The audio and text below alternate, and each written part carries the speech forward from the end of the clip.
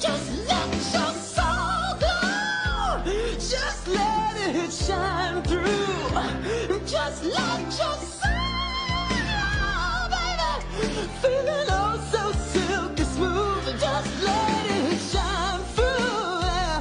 Just let your soul glow. Soul glow.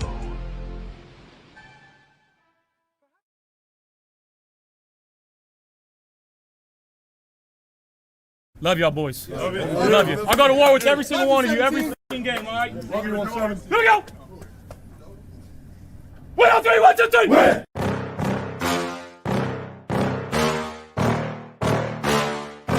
Yeah. Please tell me that I can't, that I won't, that I fail, that I'll never make it out, yeah. Please tell me all the bad, never good, fill my head full of every single doubt, yeah. Please say any negative thoughts, I pop off when I hear people say I cannot. I get off to the thought of proving everyone wrong, I won't stop to the top, so you better back off and get lost. I'ma stay loud, stay proud, never running out, never heading south. I'll be spreading out, call it word of mouth, can't put me down, I'll be getting loud. You can have me douse, not what I'm about, have your fucking cloud. It be raining now, I keep making sound, go another round, bitch I'm legend bound, can't stop me now. You don't wanna fuck with me, a slow burn like a disease. Just tell me that I can and I'll show you things that you couldn't believe. Just tell me that I can. Just tell me that I can. Just tell me that I can. Just tell me that I can. It's showtime. Welcome to Friday Night Lights. I'm your host, Tommy, to the highest degree, to the TOP, from the 313. And by my side is my main man, my Toucan Sam, the one they call the Apex Man, Mr. Mikey. Happy Friday to you, and happy Friday to all of Bill's Mafia that's rocking with us tonight on YouTube and X. What up, Mikey? Ooh, what's up, brother? Happy Friday. You know? Yeah, bro, finally here. Here, man. Yes, I was ready for the weekend, which means we have, and although I don't wish my weekends away, a 1 o'clock kickoff for the Buffalo Bills is always fun. Always, man. Fun. I mean, listen, I love primetime games. Like I do. Like they're nothing like a primetime night game, especially in Buffalo, obviously, even makes it even better. But there's something about those day games, man, where get it over with. You can have some fun, especially when you get the dub, and then you can kick back, relax, watch the rest of the football games, NFL Red Zone. And like, I love that part. I really do. Because that's it. Because I do enjoy watching Red Zone and watching the other games going on. You know what I mean? But yeah, finally a 1 o'clock game. No, you know. This is great, but then we're right back to prime time 4 days Thursday later. Night. Although I'm okay, Thursday night, with a standalone Monday night or Thursday night game. I'm good with those. The hard part for me really is watch football all day and then have to wait for my game that night. Right. Like I'm watching other teams play and I'm just like, come on, get here. The Sunday night game's like hard for me. Big tease. Roy, yeah, Prison Mike and talkative Tommy. Sounds like a doll. Great. Great. That's what we're gonna call your little Funko Pop. Tommy. Can you imagine little like strings like hey, I'm Prison Mike, or I'm talking to Tommy. Hello. You gonna pull the strings? I just don't. It's an extra long string. It's a long. I just go on these rants about McDermott. And James all McDermott being elite. He's not elite. Yeah. Oh my God. Oh wow, Callie! Damn, Callie! Smoke us! Wow, really? Dang, your neighbor. What's up, Callie? But it's not, bro. Feel that way? That's okay. You know what, Roy and Callie do. Well, Callie doesn't do it often, but Roy does it a lot, where he picks against the Bills. Yeah. I guess it's like a thing, and then we win. But that is surprising. It definitely explain why you feel that way. Because man, I didn't think we were going to get smoked against Baltimore. It's a way better team, right? Like if we were going to lose to Baltimore, it was going to be an all-out war. You know what I mean? Maybe lose by a field goal, but getting smoked by the Jets. But I mean, you're saying our offense does nothing. Yeah, that's. Did you see what they did against Pittsburgh, man? Their defense gave up 17 in the fourth quarter. Like, they gave up a lot of points at home, by the way. So it's not like they're even on the road and they gave up a lot of points against Pittsburgh. No offense to Pittsburgh, no offense to Aaron Rodgers, but Aaron Rodgers ain't no Josh Allen right now. So that's surprising. And Breece Hall is no Derrick Henry, and Justin Fields is no Lamar Jackson. I'm just throwing this out there. I know our defense wasn't electric last weekend, but this is a totally different team. And I get we're without Ed Oliver, and we'll get into that. But I don't think so, Callie. But definitely explain why you feel that way. Super comes in and asks, who's going to replace Ed? Well, it's going to have to be our rookie second-round pick.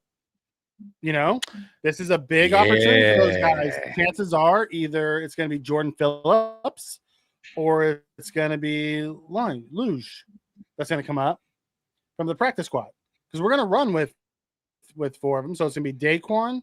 My guess is it's going to start. It's going to be Sanders and Daquan that start. Then you're going to rotate in either Phillips or Luge and Walker. But here's the deal. We just need them not to get blown off the ball. Correct.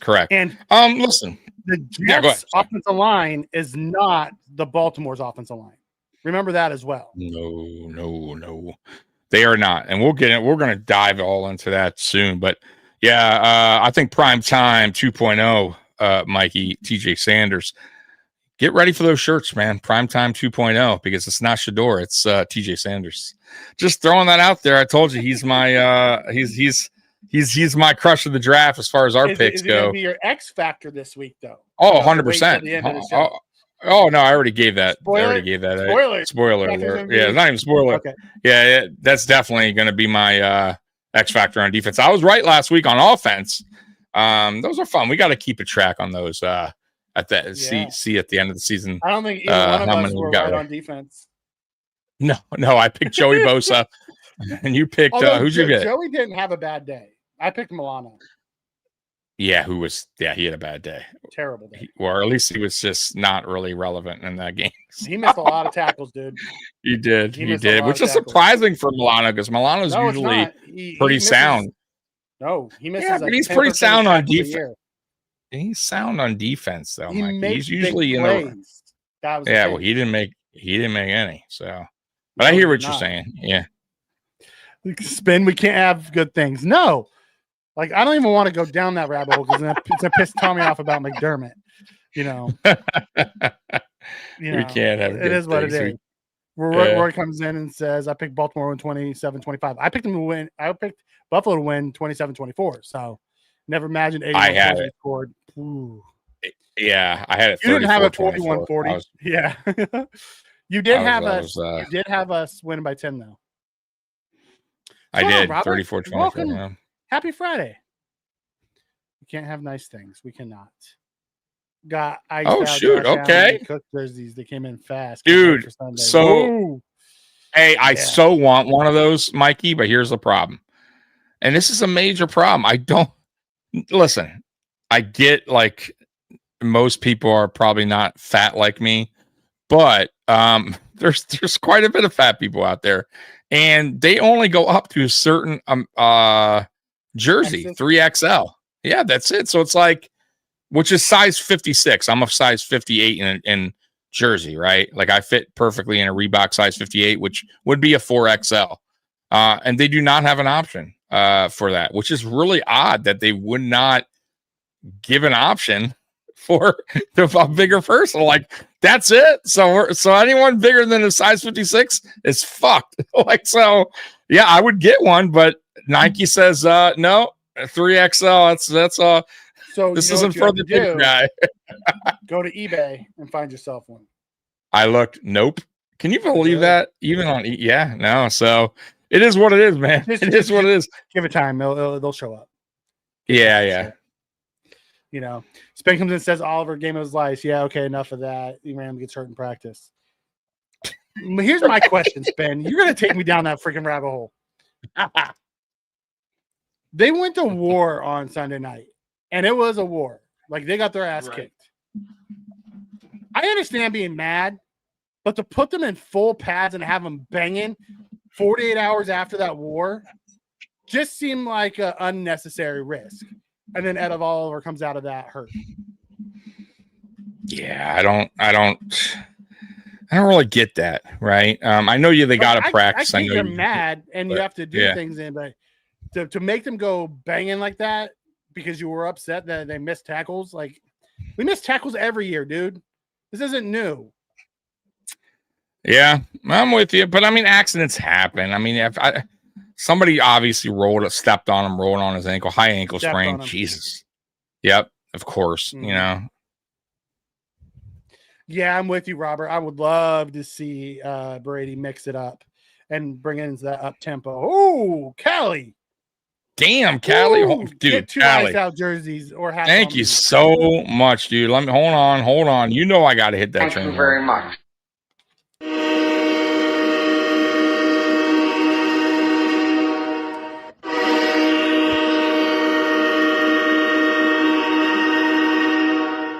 I'll tell you what, Callie, dude, for sure I'm getting that now. Thank you so much. The jersey, unfortunately, won't fit. I'm so fat. But for sure, you know what? I would even get a hoodie because they have hoodies too. Because I love hoodies, bro. Yeah. But once again, though, 3XL, and I could fit in the 3XL, Mikey, but I don't like my clothes tight. Does Nike not believe there are 4XL people should wear their shit? And it's not, I mean, now listen, I know it's big, but it's like size 58. It's not humongous. I can understand if I was asking for 7XL or something, like something outrageously huge, but 4XL, and that's really, like I said, I could fit in a 3, Mikey, but it's tight, and I hate tight clothes, man. So, yeah, I don't get it. And I even went to NFL.com, Mikey, same thing, 3XL. So it's a Nike thing. I think it's a Nike thing. As Roy says, keep an eye out there. I looked. Nope. Not yet, but they just dropped. Yeah. Give them time. That's true. You're right. It may take some time. Yeah. But I appreciate you, Callie, always. And we'll have to find out what date we're going to do it. But me and Callie are going to meet up at, the local. Oh, dude. Yeah. You guys got to link up. Bunker Bar. Yeah, to do that. Yeah. Callie, for sure. Hit me up. Yeah. Yeah. Callie, you got my email. I already gave it to you. Definitely hit me up so I can get you and Mikey together sometime this year. So you guys can do that because I think that would be really, really cool. And we'll do like a special like a post game show. Yeah, from wherever I'll do it as much as I can from. Whatever. Yeah, that's just something cool. Yeah. The Bill's Backer Bar in California, Northern California. Definitely, I'll be awesome. Robert comes. You ever been to a Bills? I've never been. I watched the game by myself, dude. You know that. Okay, so before you get to this, I don't do well watching with people. I'm the same way. So I'll before we get to Robert's comment, Robert, we'll get to you. I've been to 2.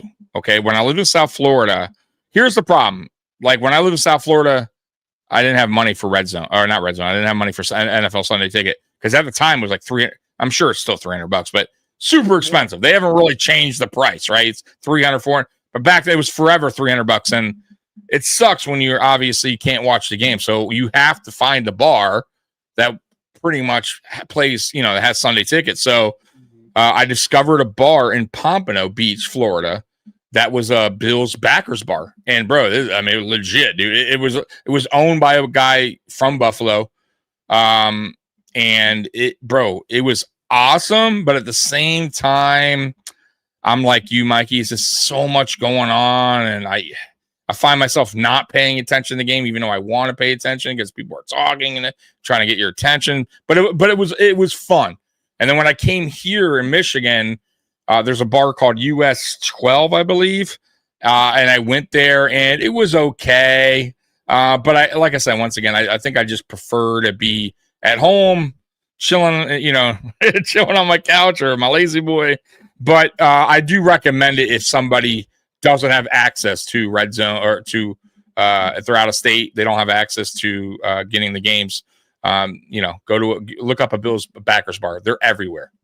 But go ahead, Mike. But yeah, so that'll be a special one I do, just so I go out and meet up with Callie. you know, have a beer. I won't drink the beer, but he can drink the beer, have wings or whatever they got there, and, you know, watch the game and do a special, you know, post game there. There you go. It'll be fun. It'll be fun. I can do it 1 week, you know. Just know when if it's a bad game, I'll be cussing So I have a feeling Callie Blitz does the same exact thing, and he'll be cursing up a storm as well. Yeah. All right. So Robert comes in and says, Ed being out is bad, but it'll be good to see what Walker and Sanders have. Yeah, they only played 13 and 16 snaps last week. They're going to get a whole lot more snaps this week. That's for sure. So they will. Interesting to see what they can do. Like these snaps early like this are only going to help them late. Yeah, 100%. And it's an early experience, learning experience. Especially, they got one last week. They got to see, going against a really tough Ravens team, and they're going against a similar running style offense.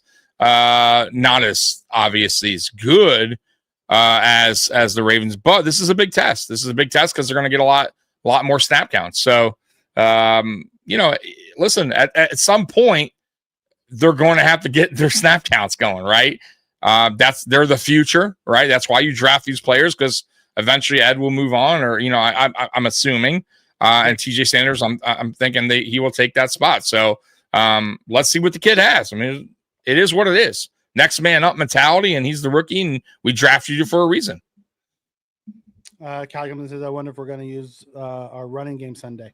It'll be interesting to see, because with Q Williams back and then Horrible Harry there, their defensive line is kind of stout.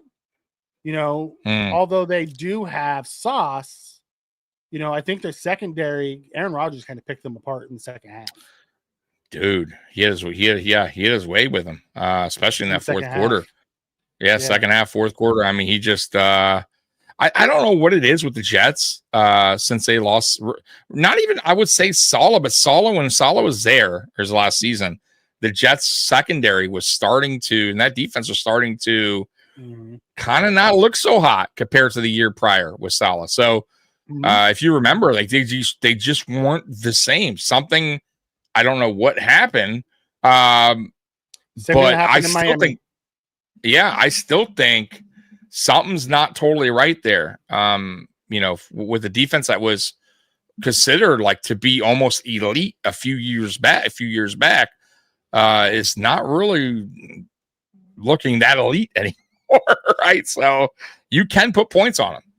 Yeah.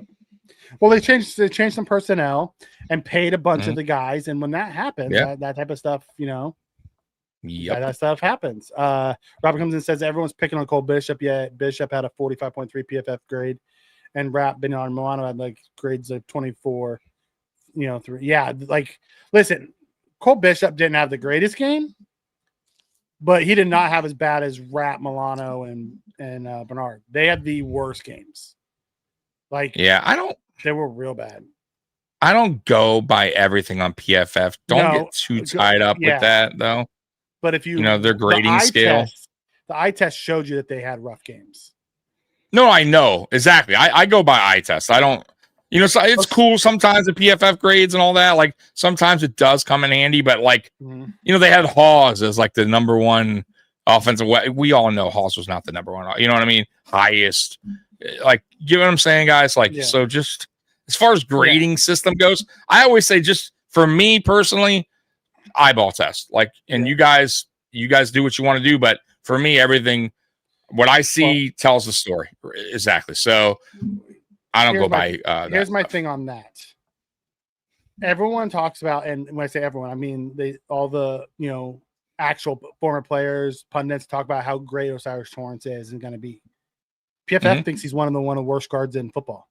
He never has a good grade ever, but every former player or pundit talks about how great and this guy is. Yet PFF, he's like below 50 every week.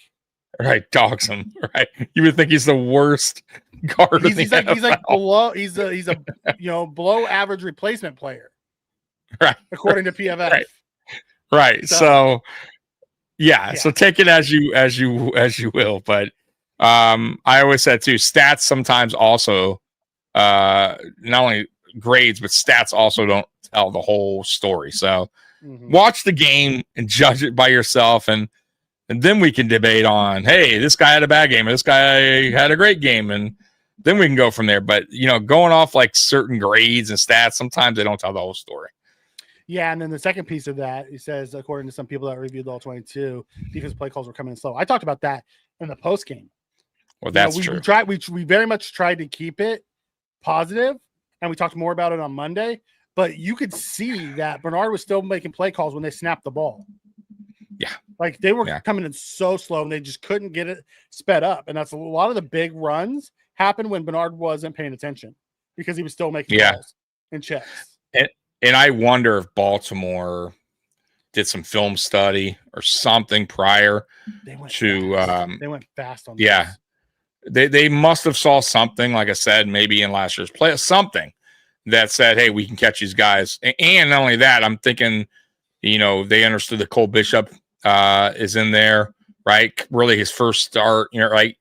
Just coming off injury too, and hasn't really had a lot of time with the defense because he's been hurt. Like, a lot of new faces. So let's go fast up tempo. Let's see what let's call the plays quicker than usual. See if we can catch them off guard. And that's what they did. They did a good job. And hopefully we learn from that, though. By the way, hopefully these guys learn from that, and we won't see that same mistake going forward. So, what do you think on Roy's comment here? I don't know if there was truly business decisions being made. I think they just took bad angles and didn't play well. But guys are going to have bad nights sometimes. It's going to happen. I don't know if business decisions were made.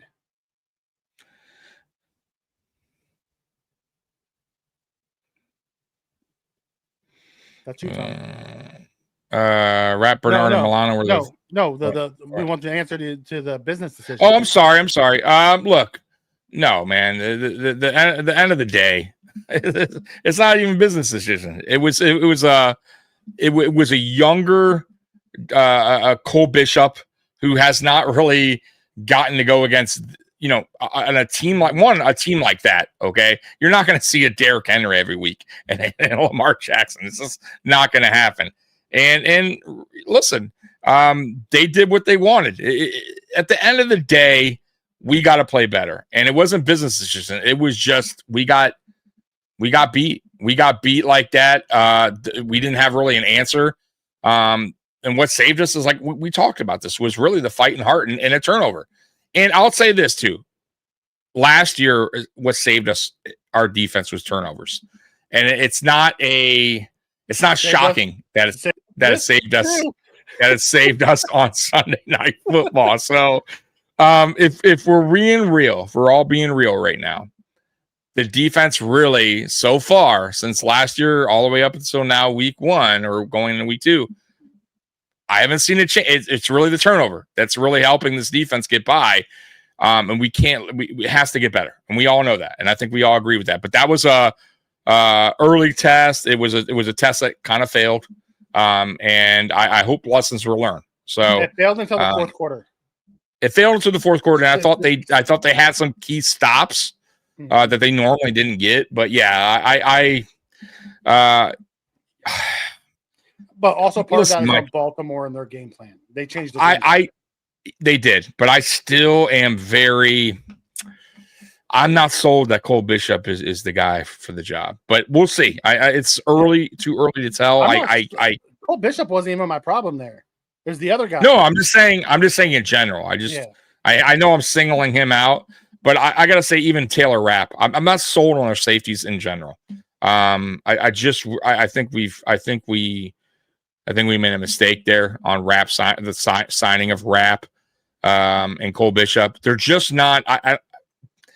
They're just not doing it for me. And maybe I could be wrong, and maybe they'll get it right, and start communicating better, back there, because communication's everything.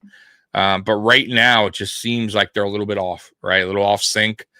Same with Bernard, and talking with the guys in the back as well, where they need to be. It just seems a little off sync right now.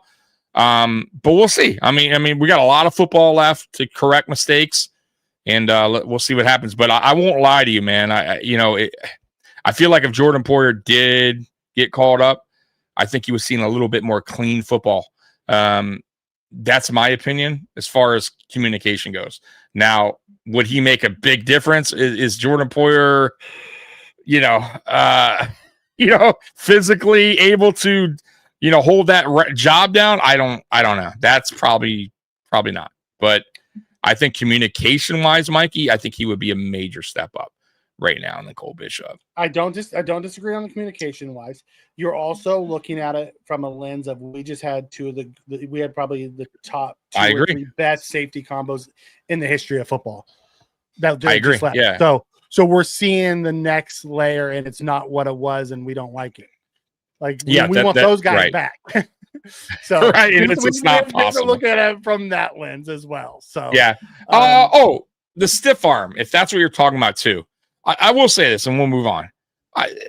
It's not like Derrick Henry has I'm sure he has a warehouse full of posters of stiff arming players, right? Like that was nothing. But don't get caught up in that.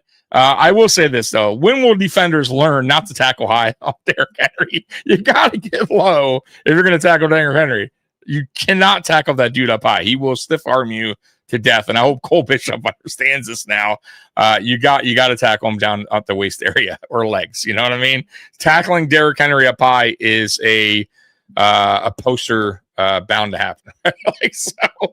Lesson learned. And he should have saw that lesson from the last Bills guy that got on the poster. It happens. Right. It says we expect the up and down play from the secondary. I've been waiting 2 years to see our dynamic linebacker do, and they crap the bed. That's most alarming. It's week 1 against a really good team. I'm not going to read too much into that. If we continue seeing that, okay, then we'll talk about it. I'm with you. In the words of the great Josh Allen, be good, do good, God bless, go Bills. R.I.P. Charlie Kirk. Yeah, that was rough. Man. Like, regardless of where you sit on the political scale and all that type of stuff, that's just sad. Yeah, or technically, any debate.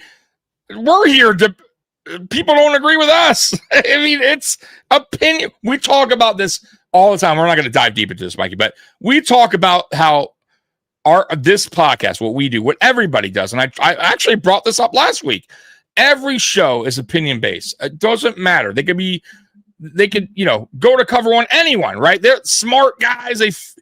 All of these guys know their X's and O's, but still at the end of the day, it's opinion based. You still may not agree with them, and that's okay. Just like you guys don't always agree with us. I don't agree with Mikey, but that doesn't mean you have to get upset, that mad or infuriated that you go to that next level. And I try to tell people that all the time when people get upset, because trust me, guys, we get messages a lot, and it's just like, dude, at the end of the day, bro, it's just opinion. It's all right. So yeah, I wish people would start understanding, dude, everybody has the right to believe what they want or say what they want. It's okay. Yes, Ben, even watching the game, you still may not get the whole story because you don't always know what their assignments on a given play are. That's 1,000%. People were crushing Walker on the last field goal. And then if you listen to John Fina talk, John Fina said, that actually wasn't Walker. It looks like it was, but really it was Alec Anderson who should have got that guy. And Fina played it on special teams and did that for years. Talking about the last but play people were of the killing game. Walker not understanding their assignments. Yeah. Because it looked like it should have been him. Yeah, that was dude. Can you imagine? No, I don't even want to. I want to stay in a good headspace. Well, it's good. We won. It doesn't matter. You can't rewind the time. I'm just saying. My God, like that would have been a Buffalo. Not even the old Bills. That would have just been typically what happens to us, right? Like the bad luck Bills, right? Like shit just don't go our way. And luckily it did, right? So, but just wild. Like that was wild. It was. But the fact that it went through and we were good, that's all that really matters. Yeah, it's all that matters. Dude, I didn't even see him. Like when I watched it live, all I was watching was that ball, bro. Yeah. Didn't even look. He came close too. He came real close. Dude, I know when somebody they said it in the chat when we went live, and we were like, "What?" Remember, we were like, "Huh? What?" And I watched it after. I'm like, "Oh my God!" Like, And I even thought the it was guy was Humphreys. jumping. I thought it was Humphreys, actually Hamilton. It was Hamilton. Yeah. Yeah. And you saw his reaction was he couldn't believe he missed it. Yeah. He jumped. Yeah, Wild, I mean, man. yeah, he had the free shot. I'm with He you, had a Robert, free on shot. this. I think Dorian Strong tackled. I don't believe business decisions were being made, but I thought Dorian Strong showed himself well in his first go. I thought he did well. Yeah. That's the arm. It wasn't really a stiff arm. It was more like a stiff forearm because he just like forearmed him into the ground. like a child. Just Get off me. get out.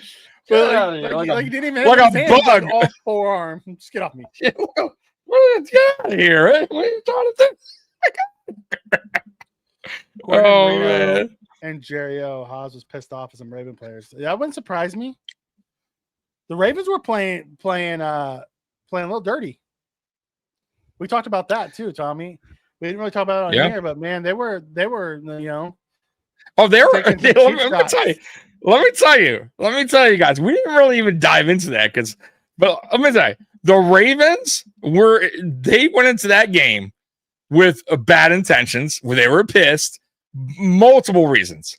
The Lamar MVP, and trust me, guys. First, I'm not even telling you this to tell you. They were chanting it over on their side. Okay. Ravens fans were as well. Like, clearly they weren't happy with that, right? The whole MVP thing. Then they had to make, the whole drop pass. Flowers wasn't in the game. Now we're going to show you that we would have won it. Like, they had a mission. Doing Flowers doing that. You see me, I'm here now. Like, trust me, that was for them a revenge game. It was a revenge tour. They had it circled on their calendar, 1,000%. Right, 1,000. They may not say it, but trust me, with all that talking shit, all that stuff on the sideline, all that from Flowers, they came in that game on a mission, right? And they wanted that win badly. And the fact that they lost the way they did. Damn, dude, that's brutal. Like, I don't mean to laugh at him, bro, and I normally don't, bro. Usually, I'm a good guy, but that's rough. Yeah. Spence says, didn't someone say we can't count on turnovers to save us all the time? You sure about that? And this is what I got to say about that.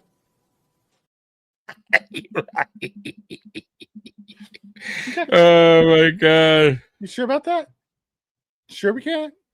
I could have played. Are you sure? Are you sure? Yeah. I still don't like living on the edge like that. Playing shit defense and just hoping for a turnover. It's not good. Torrance has played well against Quinn Williams. Torrance is pancake Williams. Dude, Torrance has played fantastic, And I agree with you guys about PFF. Josh had a 78.8 PFF grade, right? Because the dude played much better, really? And he had a 78 grade? Right. Oh, who the hell's over there? PFF got like some guy going, 78.5 for me. He didn't do quite enough in this game. I didn't like that one throw. What are we doing here? Justin Fields had the best PFF grade in football last weekend. Right. Yeah, there you go. Yikes. I hear some using excuses of it being week one. It was week one for everyone. Yeah. Yep. Of course. But it's a single week. Listen, we weren't good in week one last year either. Do you remember we had to come back against the Cardinals as well? Correct. Except this time Josh didn't break his hand. I will say this. Week one, it is true. Like, I will say this. Some teams don't come out so hot on week one. Like, some teams are they get off to slow starts. Look at the Lions. Like, they didn't play exceptionally well. Though Green Bay's defense is looking legit, the Lions are a better team, right, than what they showed. And their offense will more than likely get back on track versus the Bears. So it happens. It happens a lot. And some teams it doesn't. But usually week one, there's a little rust there. So, yeah, sometimes week one you can give a little bit of a pass.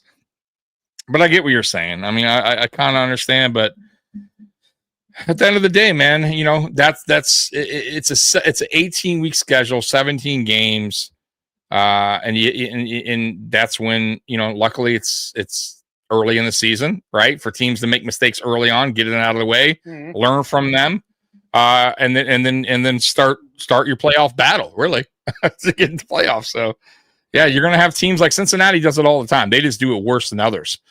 They're notorious for starting slow, and I feel like they still started slow and got away with a win this past weekend. So I was like, "Holy shit! Here we go again with Cincinnati."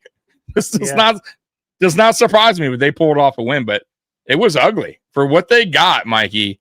They should be They should not. They should have whomped the Browns. Murdered them. Yeah, go ahead. We want to hit this as we don't have the fantasy show, but he started us on the fantasy show. I would go Laporta over Hollywood. Laporta's got Chicago this week at home, and Hollywood's got the Eagles. I play the matchup.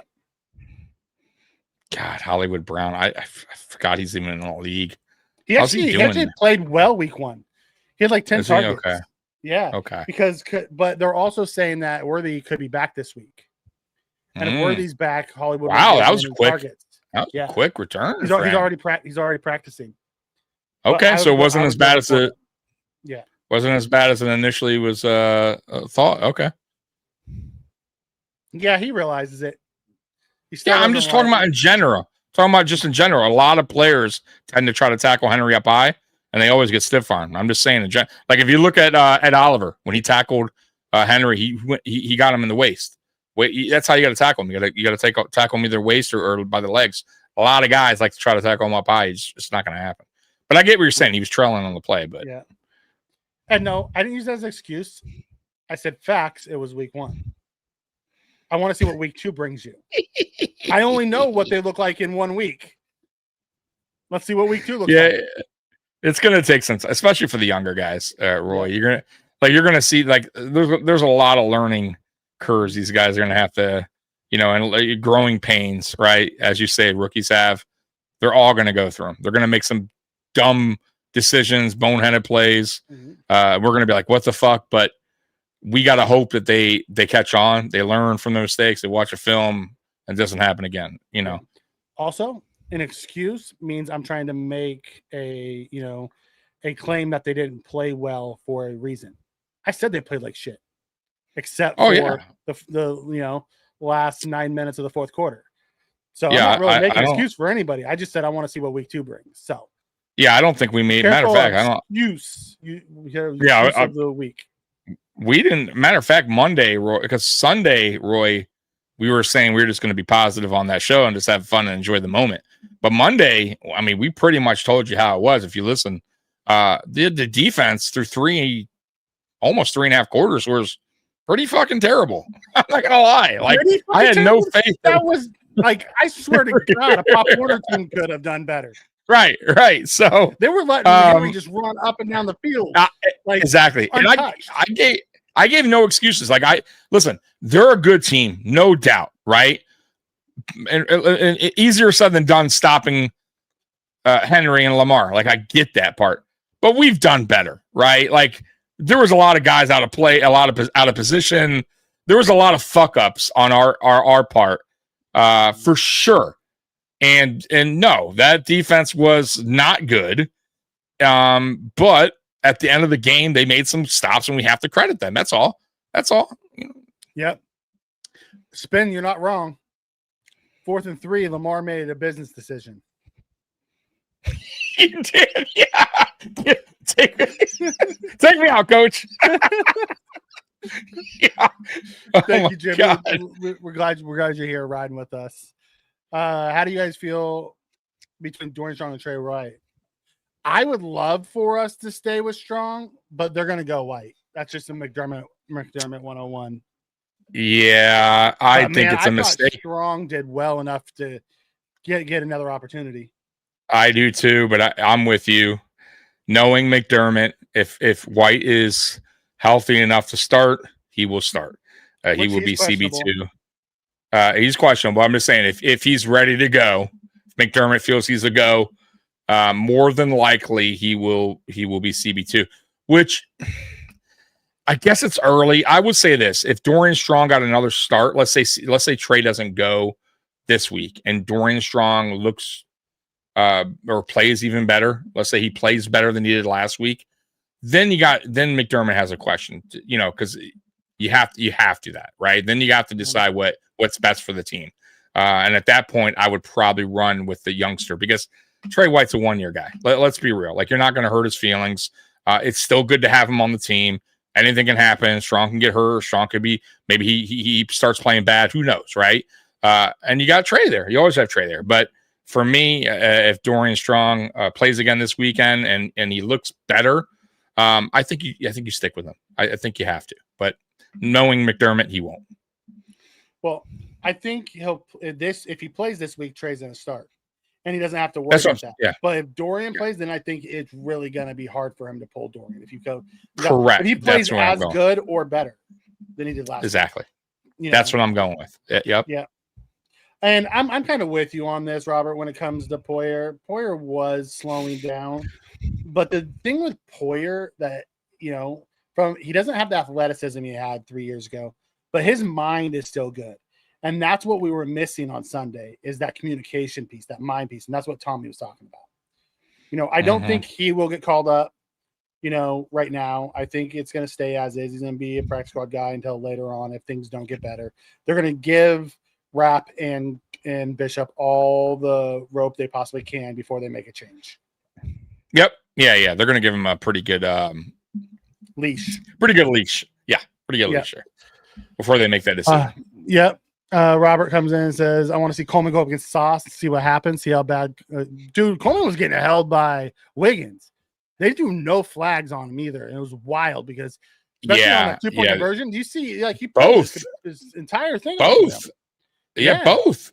I thought he got PIs that they didn't call. Mm-hmm. I want to see our running catch fire. Yeah, I want to see us have a better run game this week, too. We did. I thought they went away from it quickly. We had to. Yeah. We had to. You're right. Catch up. I didn't think about that. Yeah, we had to because we had to play catch up and stay with them.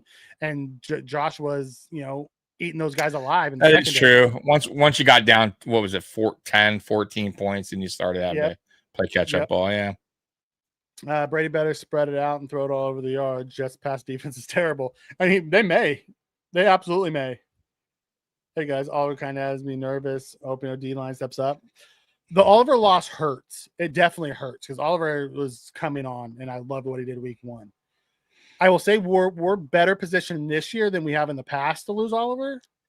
We have better DNs. We have some young talent at D tackle that can step in, that have high ceilings.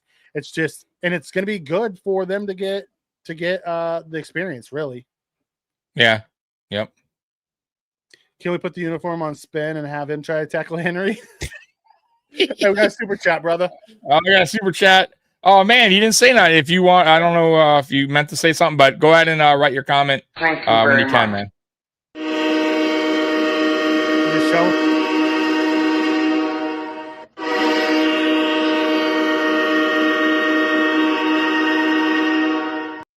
Thank you, man. Appreciate that, bro. Yeah, we do appreciate it, Zoo. Do you feel that Josh and Palmer, Coleman, Shakir, Kidd, Knox, and Cook connected well? I actually thought we played really well. I thought that group that you just put there was actually really good in week 1, especially in the second half. We tried a few things with more early. It didn't go real well. We got away from the screens and started pushing. Josh started pushing the ball deeper, and that's where things got better. But I liked the chemistry between all those guys. Yeah. I would say this. Shakir's not 100%, right? I still think he's dealing with that high ankle, which takes time. So that's probably why you didn't see, because I think Shakir does better in that game if it wasn't for the ankle injury. Because he's probably 75% or something like that, if I had to guess. He's out there. So, but when Shakir gets healed up, he's at 100. I think you're going to see even better from him and better from this offense, because he's like I said, if you look at this offense at a whole, I think Shakir is like our updated Cole Beasley, right? He's that security blanket for Josh when things are breaking down. He's the guy. for Josh, right? He's the guy Josh trusts the most in those situations. And Keon Coleman's emerging as a really good number 2, and possibly, who knows, as a 1 in the future. But right now, he's starting to become a reliable number 2 option, and Josh is trusting him more. So you're starting to see that. And then Palmer, he made the big play down the stretch. But you know what I like about that big play is, like, he was kind of quiet up until that point. But the fact that Josh trusted him at that point tells me, like, moving forward that he's going to trust him again and start giving him the ball a little bit more, and that communication is going to get a little bit better between them two, because that's all it's about too, man. Communication, knowing where your guy's going to be. Sometimes it's just, especially when Josh is rolling out, and doing those scramble drills. That's what made Diggs and Josh so special in the beginning. I think Josh and him just had that early on connection where, he knew where to be, and so did Cole Beasley, right? And I feel like that's what right now. I feel like also too, Dawson Knox. That's why right now, at least, I feel like he's a better option than Kincaid at tight end, only because of that. He has that chemistry down with Josh on the scramble drills, where he'd trust him a little bit more. Even though Kincaid, I feel, is a better receiving tight end, it's just right now Dawson still has that communication with Josh. But in time, like, we're hoping Kincaid gets that down. But yeah, man, I feel like once this offensive, these weapons, these new weapons, especially Elijah Moore, like, we didn't see much of him. You know what I mean? Curtis Samuel wasn't out there. Like, once these guys get really just dialed in and understanding what Josh likes and where to go, I think it can be a really, really good dynamic offense. But you saw early on the struggles a little bit with some of these guys not getting open, or Josh not going to them early on. That's communication. That's trusting a player, right? So, and you know what's wild about all that? We had 25 points going into the fourth quarter, and they still weren't, like, clicking, and then they clicked and they dropped 41. Right. Hey, here it is. Here we go. Hey, you ready to play? Sure. Come on. Before I get to Chuck's comment here, my favorite thing about Palmer is when Josh went to him, he had sure hands. Sure hands. There was no double catch. Yeah. He made the play, got out of bounds, knew what he was doing. Yes. Sure hands. Yep. And that's what you want. Right. So, didn't try to do too much, stay on the field, fumble, possibly. Like, he knew the clock, right? Okay, get out of bounds. We got plenty of time. Yeah, like, smooth. Like, he's been there before, right? Yeah. That's awesome. Yeah, you're 100% right. That was my favorite part about Palmer. Chuck Hempton says, Kansas stronger, White play the nickel if Johnson's out. No, it's going to be Cam Lewis. You have to remember, Cam Lewis at one point took Teron's job. Yes. And then he got hurt very shortly. Right. Yeah, then he got hurt, and Teron came back, had that pick 6 in the playoffs against Lamar, and never looked back and became one of the best nickels in football. But for about a 2-week stretch, he had lost his job. Yeah. Cam Lewis took it from him early on. So, why does one you deal with a wink and a nod? Ain't that the truth? And a rub and a tug. Tony Higgins strong ran down to Henry and swiped off that stiff arm. Dude, the way he punched the stiff arm away was awesome. Yeah, I'm with you. I was a huge Strong fan coming out of the draft. I thought he was going to be like a second or third round pick. The fact that we ended up with him too, like, I would not be surprised. I don't want this because I love Mad Max's speed. I would not be surprised if we have 2 6-rounders as our starting corners for the next year. I would not. You never know. You never know. Amos last night making plays in the end zone. I did. I gotta say, man, I think it hurts my soul. The Packers defense, man, by the way, is that's they're looking really dangerous on defense. I guarantee their you offense is so shaky. They're not upset that they gave up 2 first-round picks for Micah. That's for damn sure. No, dude, he's did you? I guess I'll get into it, but he is unbelievable, bro. Like, he took that rookie. He was, I mean, he made that rookie look so bad, bro. He's unbelievable, bro. He is a talented player, bro. And I Dallas. I don't know what you're doing. That was a bad decision, but it is what it is. Man, we are so far behind in the chats. Tommy, We're gonna get to you guys. your comments shorter. We'll get to you guys. I'm sorry. We'll get to you guys. How bad will the national commentators cry if Chiefs go 0-2? Yikes! And they It'll might be a yikes possibly go. moment. I don't think. Do you have them winning against Philly? I mean, I don't think it's going to be a blowout, but I think Philly wins. So do I. Yeah, they're just too stacked, bro. Like the Chiefs have a rough front eight. The back half's much easier for them, but their front is rough. Yeah, like real rough.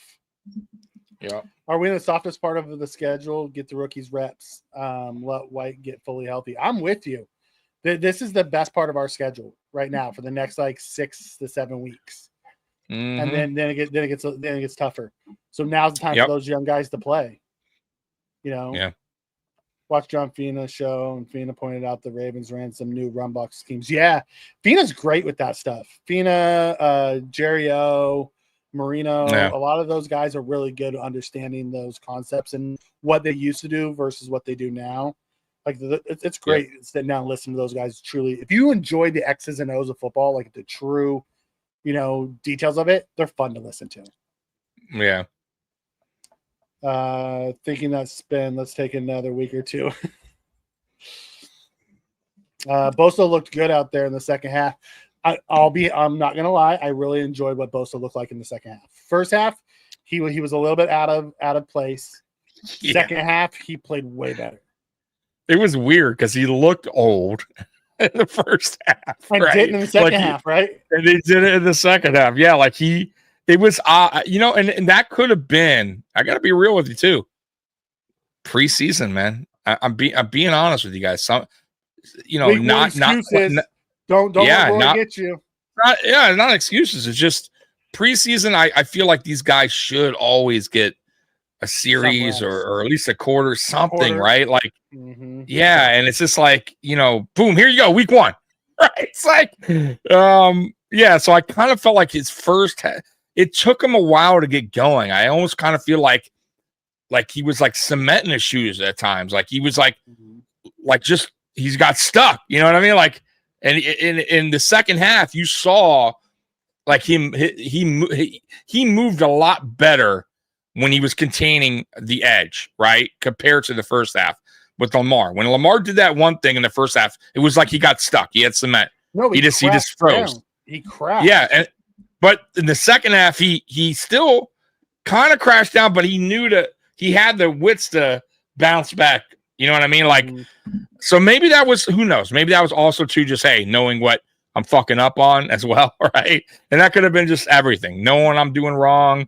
And that's a veteran. That's one thing about Bosa. He's a veteran, right? He's seen everything, and he can adjust. That's what they do. So I was just hoping his age, was it going to play a factor in it? It didn't in the second half. He ain't that old. No, but he's good up there. He's good up there. But also, what's nice is he was coming from a different scheme where that's what he probably did a lot was crash down, and it got on the field. It became like muscle memory, and he had to stop doing that. And he's like, he talked about it in the post game. He said, I took one wrong step, and Lamar was gone. Yeah, and you can't do that. You can't do that. Yeah. You might see White, you won't see Poyer. Poyer's not coming up. Once the Ravens secondary got tired, our receiver stepped up. Yeah, they really stepped up in the second half. I also think Joe Brady started scheming things better in the second half and getting those guys open. He did, and I felt like once you went up tempo, it really does. I'm telling you guys, like I don't know why he doesn't implement it more. I really wish he would. You don't need to do it the whole game. I'm not saying go no huddle or anything, but going up tempo, I feel like really suits this Josh Allen and this offense. Like they get into this rhythm. I just feel like, and it catches defenses, backpedaling. It freezes. It stops them from substituting. Like it really helped. If you watch that tail end of that game, that was the best. That was the best that we saw since the beginning drive, right? Where we were up. And by the way, that beginning drive was kind of up tempo. So Exactly. That tempo works. There's a reason why Kelly ran the K gun. Dude, like also say what you want, but Lamar and Henry ran up tempo run game against us. They did too. They did too. Yeah, and exactly. That's why it felt like we were always slow getting the play calls out on defense. Right. Yeah. So we have to listen. Josh is a veteran by now. He's not a rookie. He can do that. We know he can do that. We have veteran receivers on this team as well. You know, Palmer. They listen. They can play an up-tempo offense. By the way, it showed. It's proven. Right. We put plenty of points up. Yeah. So let's get that going. Yeah. We can't run Cook 3 straight halfback draws again. Stop running Cook straight up the middle. That's not north his and game. south. It's not. Like, yeah, that's put him on counters and outside runs and misdirections and let him pick his hole and find it and go. Trying to use him like he's Derrick Henry is just stupid. Yeah, like I don't care if it's like on the goal line. Fine, like it is what it is. You know. But you're right, Mikey. He's not a fullback. Like put Gilliam in that. If you're trying to get a short yard, 4th and 1 or 4th and 2, get a bigger back then. Right. Yeah. Ray Davis, by the way, like I hope, and I like Ray Davis, but I hope the Bills one day, you know, now that James Cook's here to stay, get a bigger back, please. Would you get a complimentary RB? Yeah, just a bit, right. A more bulldozer, you know, north to south kind of running back, right? A Carlos Williams too. You know, that was a great, you know, Shady and Carlos was a great combo. You know, bring that style back. You don't need 3 small guys. It just doesn't make sense to me. So hopefully they did. Brian Robinson Jr. would have been a good pickup because he has that big, plus he has the ability to yes. do a little bit. Like the Niners made a trade for him, that would have been a good one to get that kind of size and that kind of ability to have that power. That's what we're missing right now. Correct. Scott comes in and says, I'm so excited what I saw in Coleman. Coleman stepped up. I'm not going to lie. We heard all offseason about how Coleman's taking his game to the next level. If that's the new Coleman, I'm excited for what we got in the kid. Yeah. And we also heard a lot of, you know, Coleman's going to be garbage and trash and he's going to not do anything. Like I told you guys, be patient. Let's see. Right. We haven't even started week 1 yet. You're dogging the guy. Let's see what Coleman can do year 2. And I thought week 1 he made some unbelievable catches, right? Like he was there when we needed a play to be made. He made the biggest plays, really. So let's see if he can continue that. Hopefully that's a momentum booster for Coleman because you know that means a lot too, right? And we'll see what happens with him. But I'm sure Coleman is that definitely you know, as far as you know, feeling like he can do this, right? Like he could potentially be a star receiver or whatever he feels like, right? That was a big game for him, in my opinion, like for him. Yeah. For confidence. Absolutely. Exactly. Absolutely. For his confidence level. Yeah. So love it, man. I'm with Spin on this as all the questions we had about our offense got answered. Coleman showed out. Kincaid had big plays. Haas caught the ball. Palmer made some plays. You know, we didn't see much of Moore yet, and I have a feeling that's going to come. And we figured out who's not going to have the game day jersey. And looks like right now it's Samuel. Yeah, looks like it's Samuel, the guy that we paid. Right? It's like, oh, the guy we're stuck with. Basically, nobody wants this contract. Yeah, it sucks. Yeah, it is. But we can get out at the end of the year, and we'll figure out what's going to happen. Yeah, I gotcha. I'm telling you, at some point we're going to need Samuel to play this year. It's going to happen. Yeah, well, yeah, for sure, because it's a long season. Trust me, guys. Injuries are going to pop back up. Yep. Robert comes in and says Shakir had Humphrey run with him all night. And Shakir's not 100% yet, and you saw it when he won it. He played, and he played well, but you could tell that he wasn't 100%. No. Nope. Mr. Fulton in the house. The most interesting man in the chat. I'm sorry mom's in the hospital. That sucks. Oh, man, dude. We wish her well. Yes, we do. Speedy recovery, Mr. Fulton. Yes, absolutely. And thank you for being here tonight. That's the spin. Could they move Max to safety if Strong proves himself? I don't think Max is big enough to play safety. He's kind of a smaller dude. I'm not sure he's big enough to play safety. Your thoughts? Yeah, no. Not to say he's a small guy. Listen, too, I want to say this. Let's not get on this bashing Harrison thing just quite yet.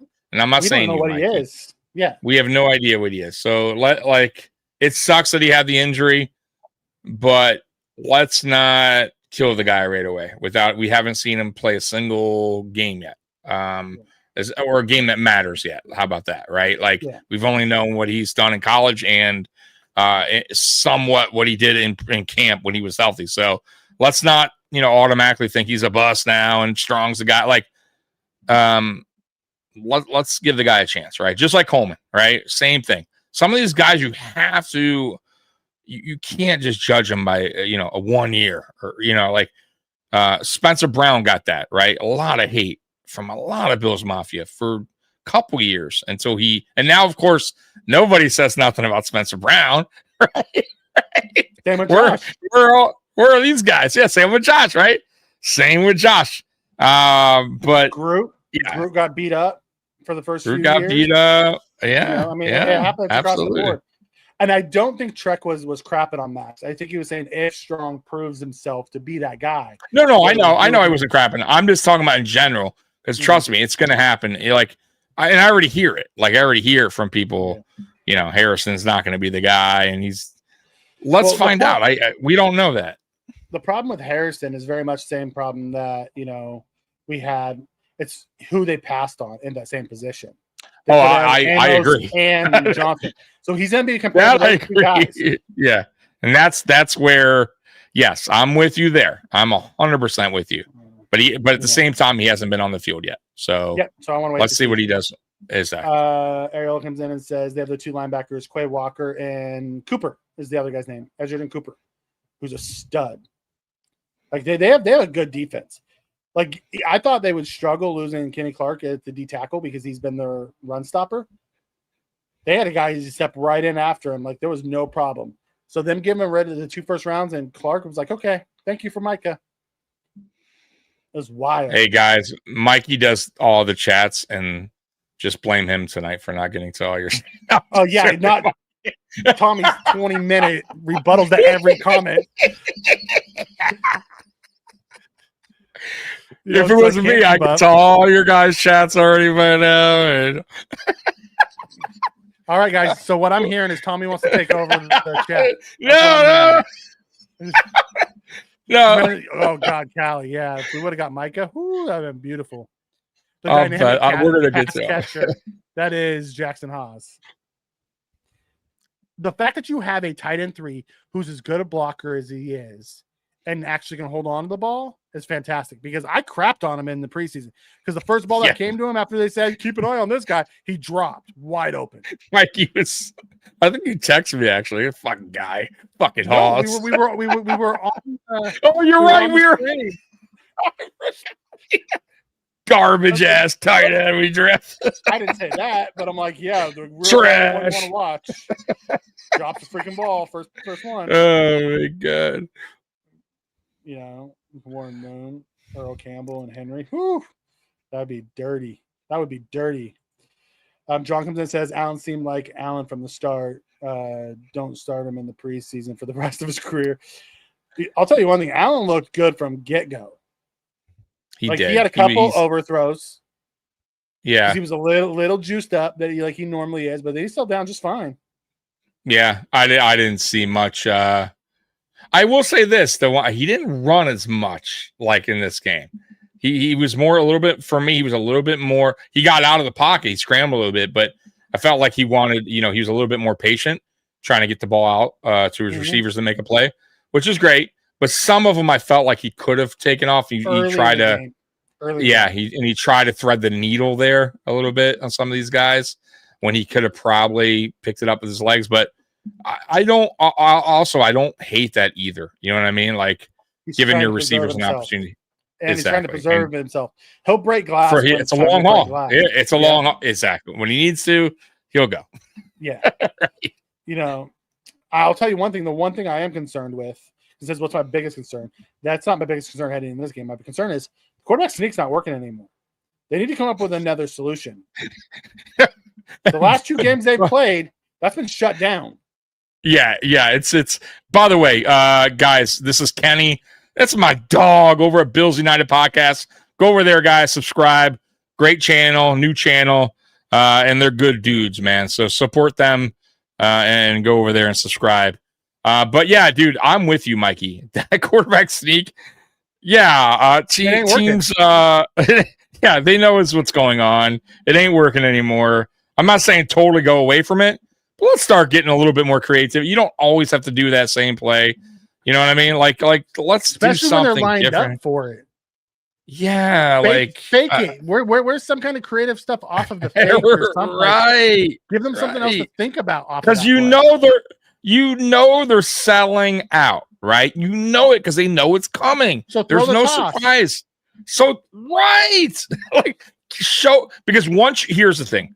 Once you do something different with that, then then moving forward, defenses are going to have to be on. They're not going to sell out as much. They're going to go, oh, shit, but what if?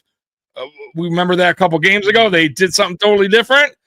Like, we can't keep doing going back to the well. Eventually, the run's dry, right? So you're right, Mikey. Mix it up. Come on. Brady, come on. Yep. But what's my biggest concern heading in this game is the defensive line, is the run defense. I'm going to be perfectly honest. It's the run defense. Yeah. My biggest concern, the freaking run defense, man, because they're going to run an offense very similar to what we just saw and got gashed by. Now, their players aren't as good, but I'll tell you one thing: they ain't bad either. They ain't bad. Ain't bad either. Brees Hall's no slouch, and Justin Fields isn't Aaron Rodgers with his legs. He can move. So yeah, we need to play better on the line. You guys are going to get Tommy on a rant. So I'm going to give Tommy a 2 sentence saying. Are we covered? No, he's not on the hot seat. Tommy. He's not on the hot seat. He won't be. Okay, we're good. We're moving on. I'm good, yeah. We're moving on. Oh my goodness, right back to it. Listen, guys, McDermott's going to be here next year no matter what. It's the new stadium that's opening. Whether he gets it done this year or not, he's going to be here next year. Now, if he doesn't get it done next year, after the stadium's opened, you might see a move. But until then, ain't happening. Right. So I always say this, and I'm not going to go on long, but Kenny, like I picture it like if you guys watch Back to the Future and that picture where everybody starts fading away. So if you remember the picture that they all took in front of the stadium, the new stadium with all the gold shovels, it's McDermott, it's Bean, it's the Bagulas, and a couple other, and right, all of them, yeah, right. So my point is this is not going to be like Back to the Future where McDermott starts to fade away, right? And it's just Bagulas. Yep, he's gonna be there. Guys. Yeah, it's just he's gonna be. That picture is remaining. So. Oh man, Mr. Fulton, congrats, brother. It's awesome. You guys won back to back, and I'm glad to hear about your Hamilton. Your team doing well. Softball too, champions back to back. Good for you, brother. Absolutely. Loved Bosa in the post game comments Bosa made about what Josh did. Bosa, you could just see it, and I don't know if you went back and watched any of the things. Like the games after, you saw Bosa and Palmer talking and Bosa talking about. You just see on his face, he's like, "What the hell did I join?" Right. Like he was like a little kid, like at Disneyland. Like what do I do? Like I don't know what to do. Like this ain't happening when I was with the Chargers. Right. Yeah. It's welcome to Buffalo moment. Yeah. Welcome to Josh Allen's Buffalo Bills. Right. We talked about it on Monday about what Palmer said, right? To Shakir said, like, when do we start picking up? When do I get to see like the Buffalo Bills that you guys normally are? That's going all over the field. He's like, it's late fourth quarter, and then bang, late fourth quarter, they make the comeback. Mm-hmm. Shakir knows Brady quite well. On a short yardage, put Gilliam and Deion Rocker. Listen, if you watch how the tush push is done by the Eagles, there's big guys behind him pushing. No one really pushes Josh. And Josh is a big guy. It's not like who cares? You're like he's not going to get hurt as Walker's back there. It's not the end of the world. Like get somebody with put a tight end, put Halls back there. It doesn't matter. Not Shakir, right? Not James Cook. No offense. I'm sure they're strong guys, but they're not. They're not these other guys, right? Like let's start getting more creative when it comes to that. I don't get that. If you can run Fridge Perry, the Fridge, in a Super Bowl, in 30 years ago, I'm not saying do that all the time, but it can happen. 4 or 7 years ago, the Fridge. Yeah. Can you imagine putting Deion Walker on a goal line? I hope big ass 6'7". He's our lead fullback. That's what the Ravens did with Picard. He was a defensive tackle until they got hold of him. Dude, it would be so unbelievable. He's a mountain of a man. Yeah, absolutely. That would be wild, man. Yeah. United comes in and says, agree, a bigger back to break down defense for James Cook. That'd be awesome. Got it. I don't understand why we don't use Gilliam very much either. Nope, he's a fullback that we don't use as a fullback. Yeah. It's like, guys, I don't disagree with the whole Jabril Peppers thing, but we knew from the beginning that they weren't going to get more safeties. They have who they have, and that's who they wanted. I think Simmons is still out there. They're just not. Yeah. They're not going to do it. They're not looking, dude. And you know what, too?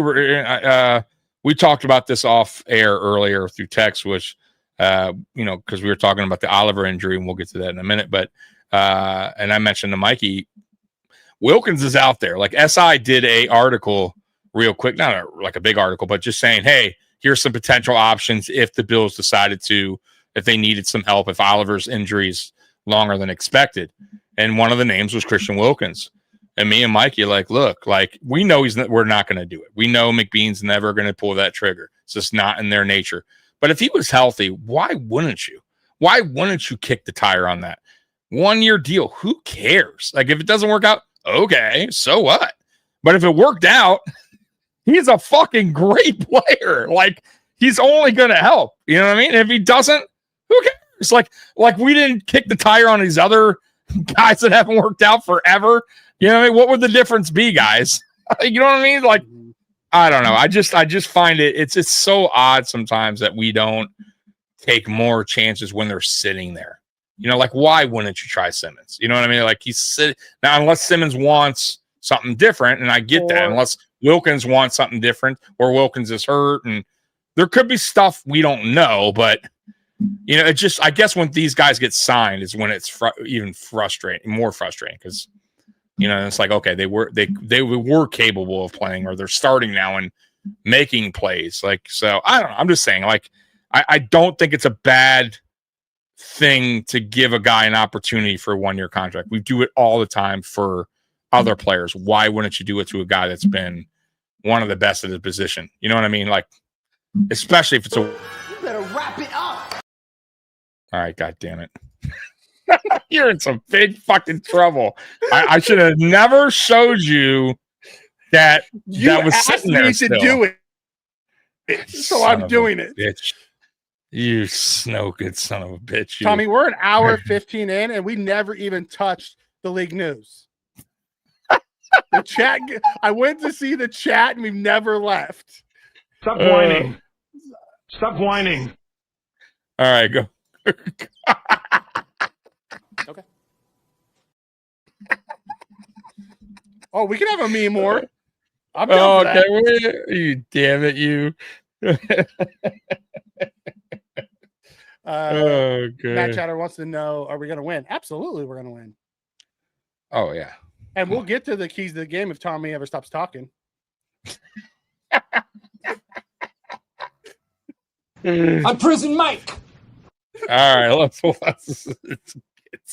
are we really? Damn, we are behind on chats. Goodness, this is all Mikey's fault. He just keeps rambling on about, I don't know what he's rambling on about. Right? Yeah, it's my fault. Vaughn did look very slow, Matt Chatter, last night.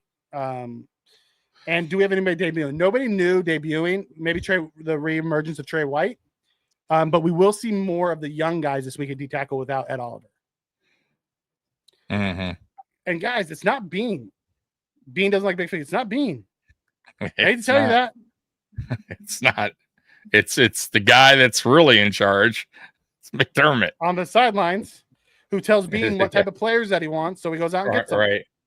Right. The locker room guy. He wants his guys. Right. Why do you think we go to Carolina? Former Carolina guys all the time. I still rip on mid group. Okay. You know, the Bills are at the best when they play helter skelter Sandlot football. They are, because Josh Allen's the Absolutely. best when it's when it's Sandlot football. You Yep. know, play up tempo and let the guy go out and just do his thing. Let Josh be Josh. We said that a couple years ago. Yeah, it's ridiculous.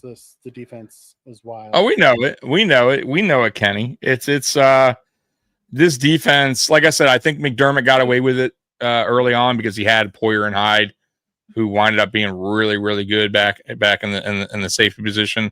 Great duo when Milano was healthy. Great linebacker.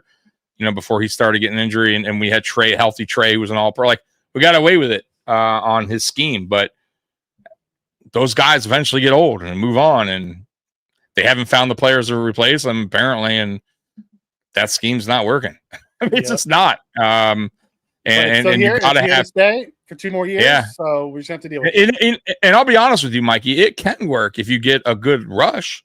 Yeah. If you get pressure, but if you're not getting pressure, you're going to see what you saw. And that's where I'm hoping the Joey Bosa and Groot come alive. Correct. Yeah. Because when they we didn't force them to throw the ball in week 1, but you still saw them get some pressure. You know what I mean? So I want to see more of that. You know what I mean? And not everyone's Lamar Jackson and going to get out of that where the Groot and Joey are chasing them 25 yards backwards. Yeah. We didn't have we didn't really do well spying him either. I got to say. We didn't put a spy on him. That's why. Yeah, if we did, I didn't notice it. We did a poor job, or we didn't put one on him. We didn't put one on him. We expected our DNs to set the edge, and they didn't. Also, the Ravens did a poor job of spying Josh. Because they had a spy on him. Josh just figured it out right around him. Yeah. And John, it was fantastic listening to the Packers fans chant, "Thank you, Jerry." I laughed so hard. What an idiot, too, trading in your division. That's so stupid. Well, in conference. I'm sorry, in the NFC conference. I meant conference. Like, still, even your conference. On a team that's a playoff team. You definitely do not want to trade in your conference. A playmaker like that. Truck viewer, I know he's hurt right now, but Jeremiah, I can't pronounce the last name, is a free agent next year. I think he would be good low cost replacement for Mamelon. Yeah, JOK. We'll just call him JOK. Man, I love JOK. The problem with JOK is the same problem that Will Johnson had. He had a knee issue coming out, so everyone passed on him. That's why he fell out of the first round too. So it'll be interesting to see if someone's gonna be willing to take a second contract on the kid. Yeah. Yeah, Mikey, keep me saying, my God, they were just so bad. They've been so freaking bad. Bernard played terrible because Milano played terrible. Need them to get their shit together. Let's see what they look like this week. Yeah, that was probably the worst that I've seen them as a unit. Mm-hmm. Like, you know what I mean? Usually they play really well together. You get good linebacker play when they play together. But man, that was it wasn't good. If Tommy was GM, he'd fire McDermott. Not for didn't get to the Super Bowl. He would have been fired 5 years ago. After the 13 seconds, he wouldn't have had a job. Years ago. And to answer that, we need to get to one. I mean, it's craziness by now. Yeah. All right, fine. You didn't want to get into about McD moving on. Beans draft resume poor. Stop triggering Tommy. He's already spending so long. I'm already getting geared up here. Don't do it. The next one they're gonna come in and say, Cook's dynamic, Tommy, and there's a keep poking the bear until you break. I know. I don't know. I'm not sure. I think if we get another head coach, I don't want a defensive guy. I want an offensive guy, and Freeman's more of a defensive guy than an offensive guy. And listen, I'll be honest. Yeah, I'm with you, but even if you do bring a defensive guy in, just make sure you have a really good offensive coordinator. Like, I mean, like, to make up for that, and make sure that defensive minded head coach is actually a really good defensive coach. Because I didn't think McDermott was that good of a defensive coordinator to begin with. I got to be honest with you. He didn't have the greatest track record. I mean, he got fired in Philly. He was okay in Carolina. It wasn't unbelievable Carolina defense. Like, it was good. You know what I mean? It was never. When they went 15, It was never. But it was never great. But it wasn't great for a long period of time, Mikey. It was not. Like, he got fired in Philly. They didn't pay the guys.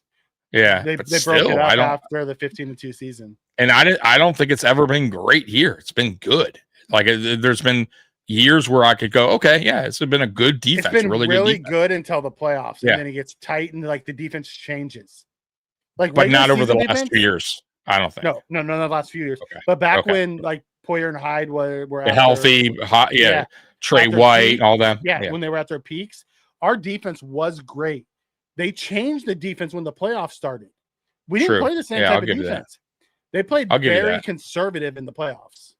Yeah, I'll give you that, because I think we were a top 5 defense at one point on one of those years. So I'll give you that. But you're right. Number 1 defense in football. But one of those years. But playoffs came, and we got exposed. We changed it. Well, we changed the way we played. Yeah. Yeah. John says, did you guys like that Josh called out fans? I did. Yeah, good for him. I mean, at home, it's the last game, last home opener at the Ralph, the Rich, and you're gonna leave. First of all, even if you really feel the game's over, you know how expensive those tickets are. Fuck that. I'm staying to the very end. I'm getting all my money's worth. I'm not spending all day at pregame and tailgate to leave in the fourth quarter. For down what? 2 scores. Down 2 scores. Wasn't it like we were down 3 or 4 scores? We were down 2. Right. And anything can happen. Now, obviously, you're not feeling how the game's going. But, right. But like I said, anything can happen. It really was. Oh, you only needed one stop. I love that idea, Trek. Put Walker behind there, motion Josh out, and let Walker take the QB sneak.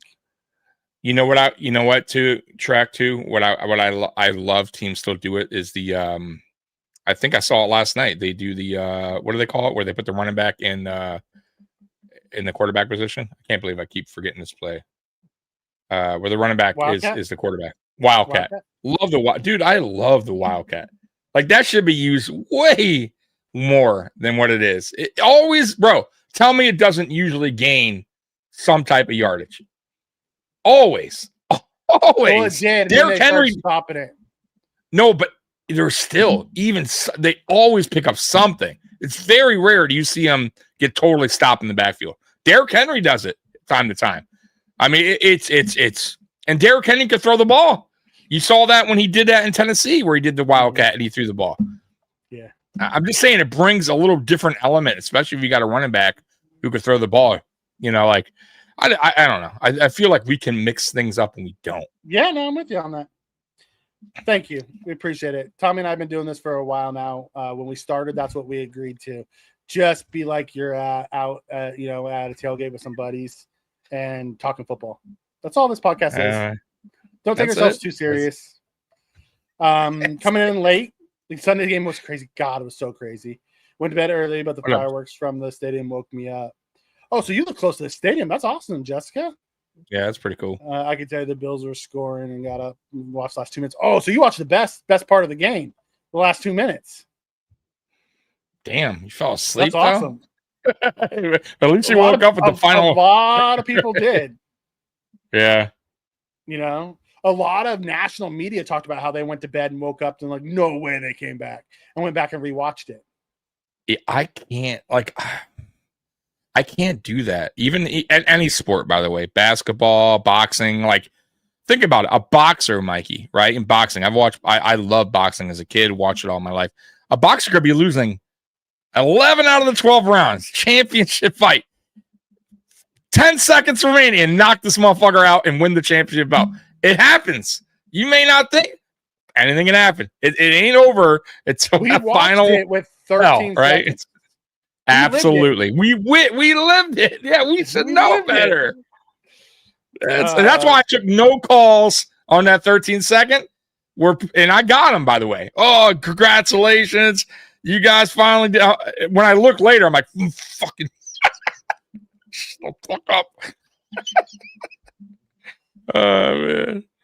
Bernard Milano Rat played terrible, but play affected. Bishop on the last Bishop wasn't complete. At least, yeah, he wasn't a complete train wreck. And No, he wasn't. Would I trade Gruden for McDermott in a fucking heartbeat? In a fucking heartbeat. Yes. Can you imagine what John Gruden could do with Josh Allen? That guy's gonna. I think he's gonna be back in the NFL in time. And I hope he's in Buffalo. Yeah, I hope so because he knows his football. He's a special coach, man. You would probably have to trade with the Raiders, would be my guess. Spend. I don't know how that whole contract suspension thing worked. I don't know if the Raiders truly got to fire him or if they put him on suspension and he's just like not being paid, suspended without pay. I don't know how that worked. So if the Raiders still own his rights, they have to pay the Raiders. Otherwise, he would be a free agent, and then you don't have to trade. But I would trade them out. If you're telling me we got rid of McDermott for Gruden, I would do that in a heartbeat. Yeah. Yep. I like McDermott, and I appreciate what he's done here.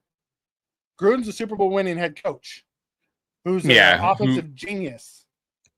And he's seen every type of defense. He's been around an offense. He's been around forever. He is, if you guys go to his channel and that when he went and did that tour around his he has that where his podcast is, bro, it's amazing. Like each room is each team he ever coached for, and he saves all the playbooks and he goes and watches all the film. Like he's a junkie. He's a football junkie, bro. Yeah, dude. And that guy he's a hell of a coach, bro. Yeah, he is. What Bills United, the only coach I want is Kyle Shanahan. I'll pass on that. Talk about choking away two Super Bowls. Yeah. And really 3, because he was the offensive coordinator in that 28-3 comeback that they had and refused to run the ball. Yeah. I'm not big on him, but he at least got there. I mean, I'm like if McDermott got to Super Bowl, I would at least when he got there, he lost to the same team we lost to. No, and he I'm choked with you. It away the same way we did. And he shouldn't have. Yep, I'm with you. I not trust Walker to hold on to the ball. Touche, Spit. I'll give you that. But the idea of that big old giant monster. McDermott retired doing TV pregame features while John Gruden's like coach. Yeah, no, I'll tell you right now. If McDermott got fired, he would be unemployed for 5 seconds. It wouldn't take long. Yeah, somebody would. He would get a new head coaching job right away. Absolutely, because he has a track record of winning. And he's a culture builder. Yeah, you're right, and I think he would, and he would be a perfect spot for like a young team that's on a rebuild. Cleveland. There's nothing wrong with that. There's nothing wrong with that. Yeah, like a Cleveland team or something. Whoever's on a rebuild mode at the time, Tennessee, whatever. I thought he came here perfect timing, right? Like, and so did Bean, right? They cleaned house. They got rid of some bad contracts. They drafted Josh early on, right? They understood that you needed a franchise quarterback. And I thought they constructed a good team. They had a good outlook on what they wanted, but we're year 9 in, right? The outlook needs to start being in the now, right? Stop. That's my problem with them. Like, come on, like the time is now, right? The outlook is fine 9 years ago. Did you just drop John Cena lyrics? The time. Did I really? That's great. That is time great. Is up. Yes. My time is now. Time is yes, that's great. I did drop some knowledge. What was it? What did he call it? He used to call it something. Ephonics. Something. He called it something. Oh my God. Trent comes in and says if Freeman came to Buffalo, he might talk Kyle Hamilton away. Except Kyle Hamilton just signed a new 6-year deal. Getting paid. He's getting so paid. Tommy and Mikey, I was hoping if you had a moment to reflect on this, do you think the Bills will regret the Worthy trade? No, I don't. No one ever mentioned this. I do not think they will regret the Worthy trade at all. And you sarcastic person, you. No one ever talks about that. I'll say what I said when it happened. I'm not going to get over mad because Worthy was never going to come to Buffalo. He didn't fit what we were trying to do. He just doesn't. Yeah. And I don't know if you know, we wouldn't even use him right. It's just we have speed, guys. That's the thing too. We don't use them. We just don't. I think Gruden too. True football guy. Yeah, I love Gruden. I do. Slap spin. Okay, I'm down for slap and spin. Anytime. I was watching Ravens score. Divas do nothing when I heard the fireworks. Yeah. Though I give the Bills credit for coming back and executing the last 4 minutes. Dude, they managed the clock. I will give McDermott all the credit in the world. He managed that clock like a master. He was so good. He was so good. Like even down to didn't run the ball, just took knees and made Harbaugh call the timeouts. Like he managed that perfectly down the stretch. Best I've seen him second half so well. And I don't mean to cut you off, Tommy. No, the fact that we had 3 timeouts when we needed the 3 timeouts to get the stop to get the ball back was a masterclass from McDermott on how he should be managing the second halves. I thought the whole game he really managed well. I mean, going back to the first half, other than the field goal decision to go for 2 and take points off the board. Yeah, that. But I'm talking about time management. Though I'm talking about time management. I thought he did really well. That probably one of his best. Because normally that's what I'm thinking. Like that. Yeah, normally it's one of our criticism. He normally calls a dumb timeout or challenges a play that shouldn't be challenged, loses a timeout, and then we wind up losing the game because we don't have that extra timeout. Or it's always some dumb shit that he did during the course of a game that cost us on time. And this game, I felt like, man, yeah, Mikey's right. Like it was masterful. It really was. And all the players too, including the coaches, because not just McDermott, special team coaches has to be. Isn't it nice to have a special teams coordinator that knows what he's doing? We had a special teams fire drill and we did it. Exactly. Awesome. Hey, here's what we're gonna do. Where was all that during the 13th? There was so much miscommunication there. Should have never happened. Yeah, I'm with you. By the way, I love this comment. McD equals Mark Jackson, Gruden equals Steve Kerr. Absolutely, bro. That's awesome, John. Thank you for the update. They don't own the rights. There was a settlement. There you go. That makes there you go. So free agent, baby. I'm with you on this. Worthy also seems to get hurt a lot. Small guy. It happens. Yep. Yeah. Do the fans that want Worthy still want Worthy over Coleman? I'd be interested to know that. Spin. I don't go on X a lot, so I don't know. Yeah, I would say some probably change their mind, but I would say a lot of, you know how it is, certain people they want to be so right about their opinion that they're going to still stick with it. So I think there's still some Coleman, haters out there, let's say, that just don't believe in it. Yeah. No, I'm with you on that. But he's changing minds and hearts. Oh, absolutely. Every game he has like that, he'll change some more minds and hearts. There were people who hated Josh the same way, and Josh just ended up winning them all over. Yep. Trek comes in as the Bills beat the Jets and the Dolphins, and then they fire the coach. I'll be honest, I'll be not shocked. I'll be very surprised if the Dolphins don't win Sunday. I'm gonna pick them to win on tomorrow's show. Would it surprise me if they lose? No. But if they lose to the Patriots tomorrow or Sunday, sorry, you have to start setting up, or their owner has to start getting the process going of firing their coach. You can't lose that game. You could not lose that game at home to the Patriots. I'm sorry. If you do, you got to just you got to get rid of everybody. Honestly, no better time than that. Go ahead and get rid of him. Have an assistant take over for the rest of the season, and he gives you plenty of time to find a head coach. You're not you're the first person they'll be looking for. So let the defensive coordinator take over. Let the coordinator, and maybe you get a spark. Who knows, right? But who cares if you're a Dolphin fan at that point? At least you know things are going to change, right? At least like that's the positive side. As long as they fire their GM too. As long as they fire their GM too, I agree with that. But you got to. But I don't think they lose to the Patriots. I think they wind up winning, but I think it'll be a close game. But man, if they lose, my God, Dolphin fans are going to lose their shit. They were losing their shit at week 1. Imagine if they lose. Oh, they were. But at home to the Patriot, like, yikes. Do you really think the Bills are doing enough to surround Josh Allen with talent? There's a small section of fans, small section of fans. I think we're running out of time to call it a Super Bowl window. Thoughts? Okay. Oh, just poking the bear, man. Just poking it. No, we're not doing enough to surround Josh. Our offense is still Josh-centric. Yeah. Outside of that, I liked that they re-signed Cook. He was our second best offensive player. Yeah. So I'm excited that he's back. Super Bowl window, bullshit. Our Super Bowl window is as long as Josh is here. And Josh is it's still open. I would say it's my not thoughts on that without going on a 20-minute diatribe about.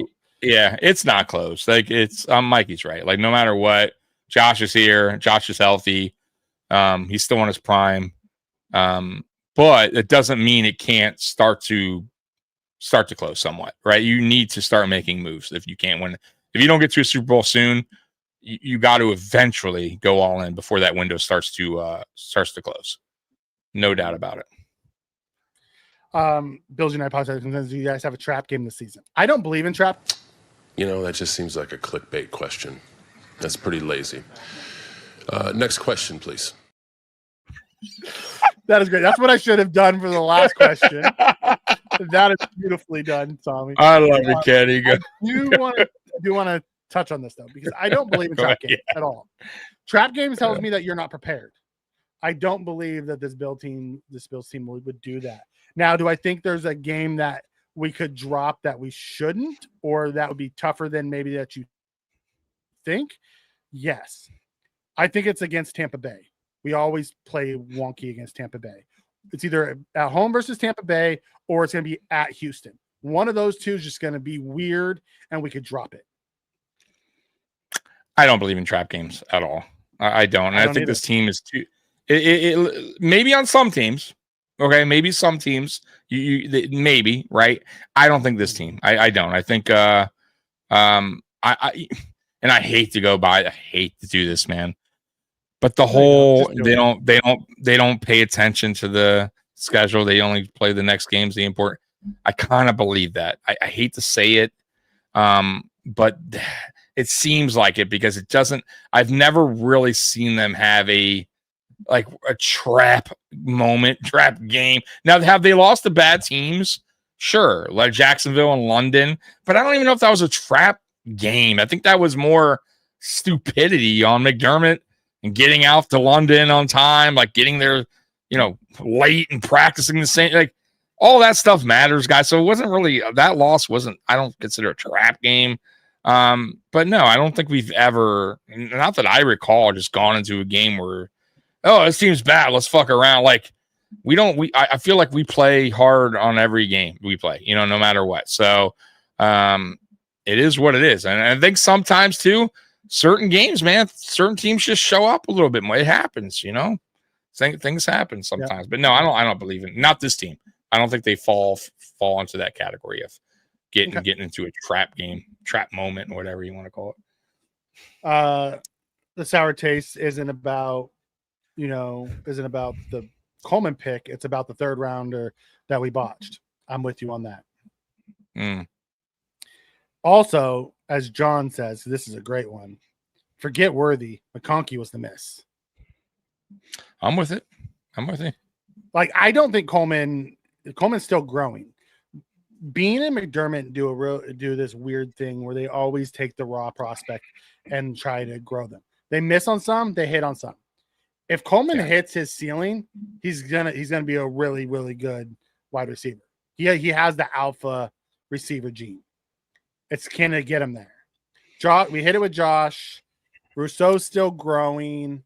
You know, we hit it with Brown because Brown's one of the best right tackles in football. Yeah, absolutely.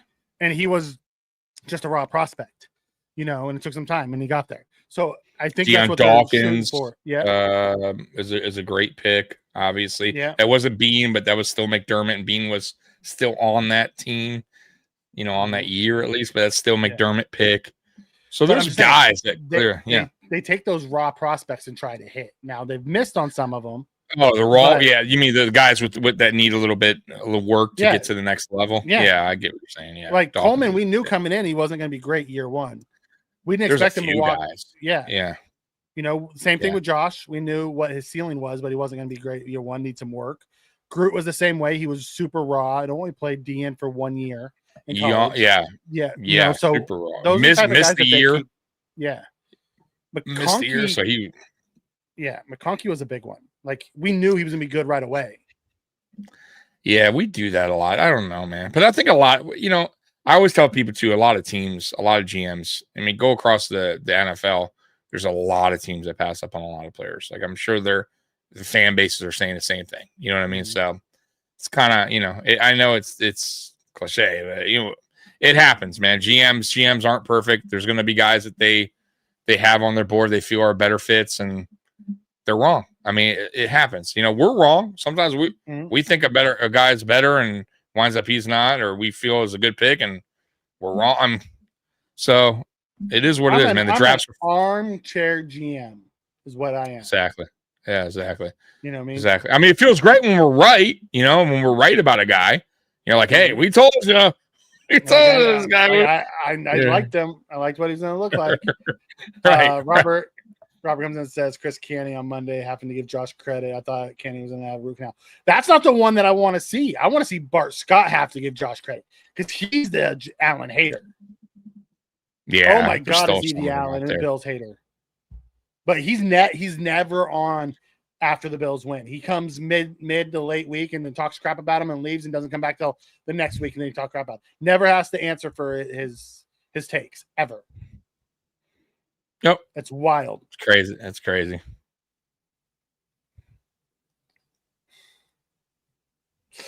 I'm not even going to go there. Not even going to go there.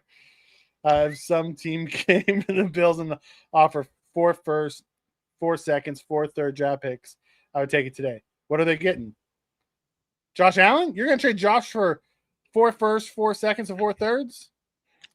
One, no team would ever do that. But no, no. Like, the only, listen, you know how hard it is to get a quarterback like a franchise top 3, you know, because you can call it, I think he's the best quarterback in the league, but let's say top 3 to be fair.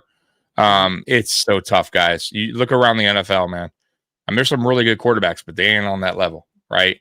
To get a quarterback like that, you got 32 teams, and we're talking 3 quarterbacks are on that level of elite out of 32. You don't come across these guys, you know, often. So, no, I wouldn't trade Josh Allen because the chances of you getting another is slim. You're not getting one like him. That's for damn sure. No, I mean, on that level, it's just not. Maybe, but slim chance, like winning the lot almost. John comes in and says the Jaguars 9-6 loss may have been a trap game. I don't want to call it a trap game, but they definitely didn't look like they were prepared. That wasn't the London one. That was the one when we went and lost to Urban Meyer. I thought that was in London, wasn't it? No. That was. Oh, you're right. That wasn't. And he went to the bar right after. Was that the one where he went to the bar or something? That was this season, but yeah. I still don't think that was his a trap first game. Win. I don't think it's a trap game. We played like shit, but it wasn't a trap game. Yeah, I thought they had a good game plan. I thought they caught us off guard. And Josh Allen, the other one, was playing out of his mind that game. That was the game, right? Joshua Allen had an interception and all that, fumble recovery. Mm-hmm. Like that was his game where he played his ass Allen off, on right? Allen crime. Yeah. So it is what it is, man. Offensively, and think about it. Our defense, 9 points. Right? That's super rare that we go, our defense actually did their job. And we didn't win. What the fuck? Is it a Jaden Daniels sophomore slump? Ooh, Week that's a one, great I got to see what, question. or really 2 weeks of it, and he hasn't looked great. But he also doesn't have his Yeah. offensive line. He's missing 3 pieces on his offensive line. Wait till that returns, and then let's talk about it. True. Yeah. Week one was a little It was a little shaky for him. Week and two, the Packers just kicked his ass. they put pressure on. He didn't have much time, and I felt like towards the end there he was kind of seeing ghost almost, right? Like he was just he couldn't get anything going, bro. That pressure was just too much, man. And we'll see. But I do believe in second year slumps too. A lot of these guys go through them. That's why I'm very curious with May, like how May does this season. Yeah. And for this one, That just seems like a clickbait question.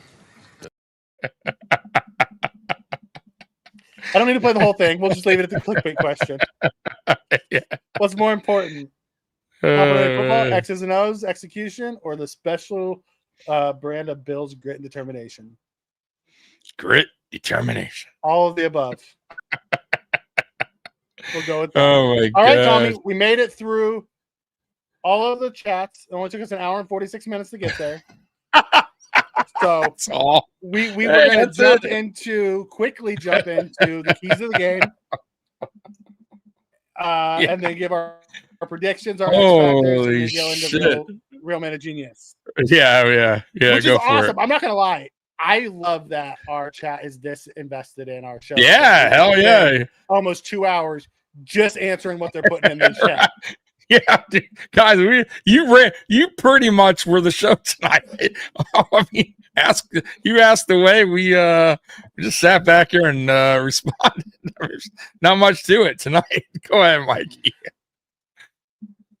Yeah, all right. So keys of the game.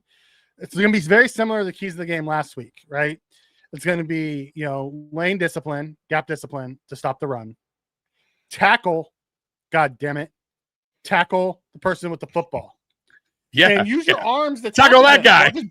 Just don't bounce off of him. Stop trying to hit people over. And then on the offense, it's going to be get Josh in a rhythm.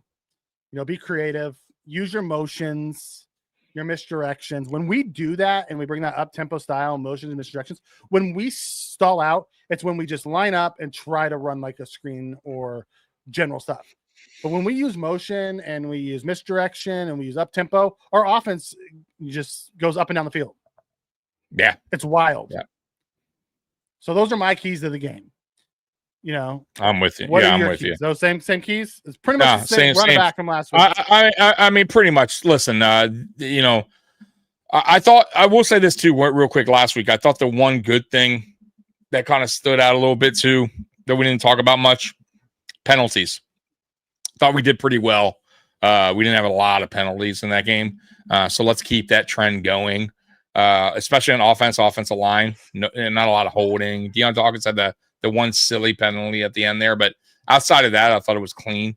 So let's keep it another clean game with penalties, because that's always kills drives, right? We always call it so that let's stay penalty free as much as we can. Stay disciplined. I want to see the defense be a little bit more aggressive. They're running, so hopefully McDermott has set a better scheme versus the Jets, because the Jets are going to bring exactly what the Ravens did. It's a copycat league. They saw that we, did poor last week against the run. They're going to probably try to attack us again. They're probably going to do the same thing that the Ravens did by calling their plays early.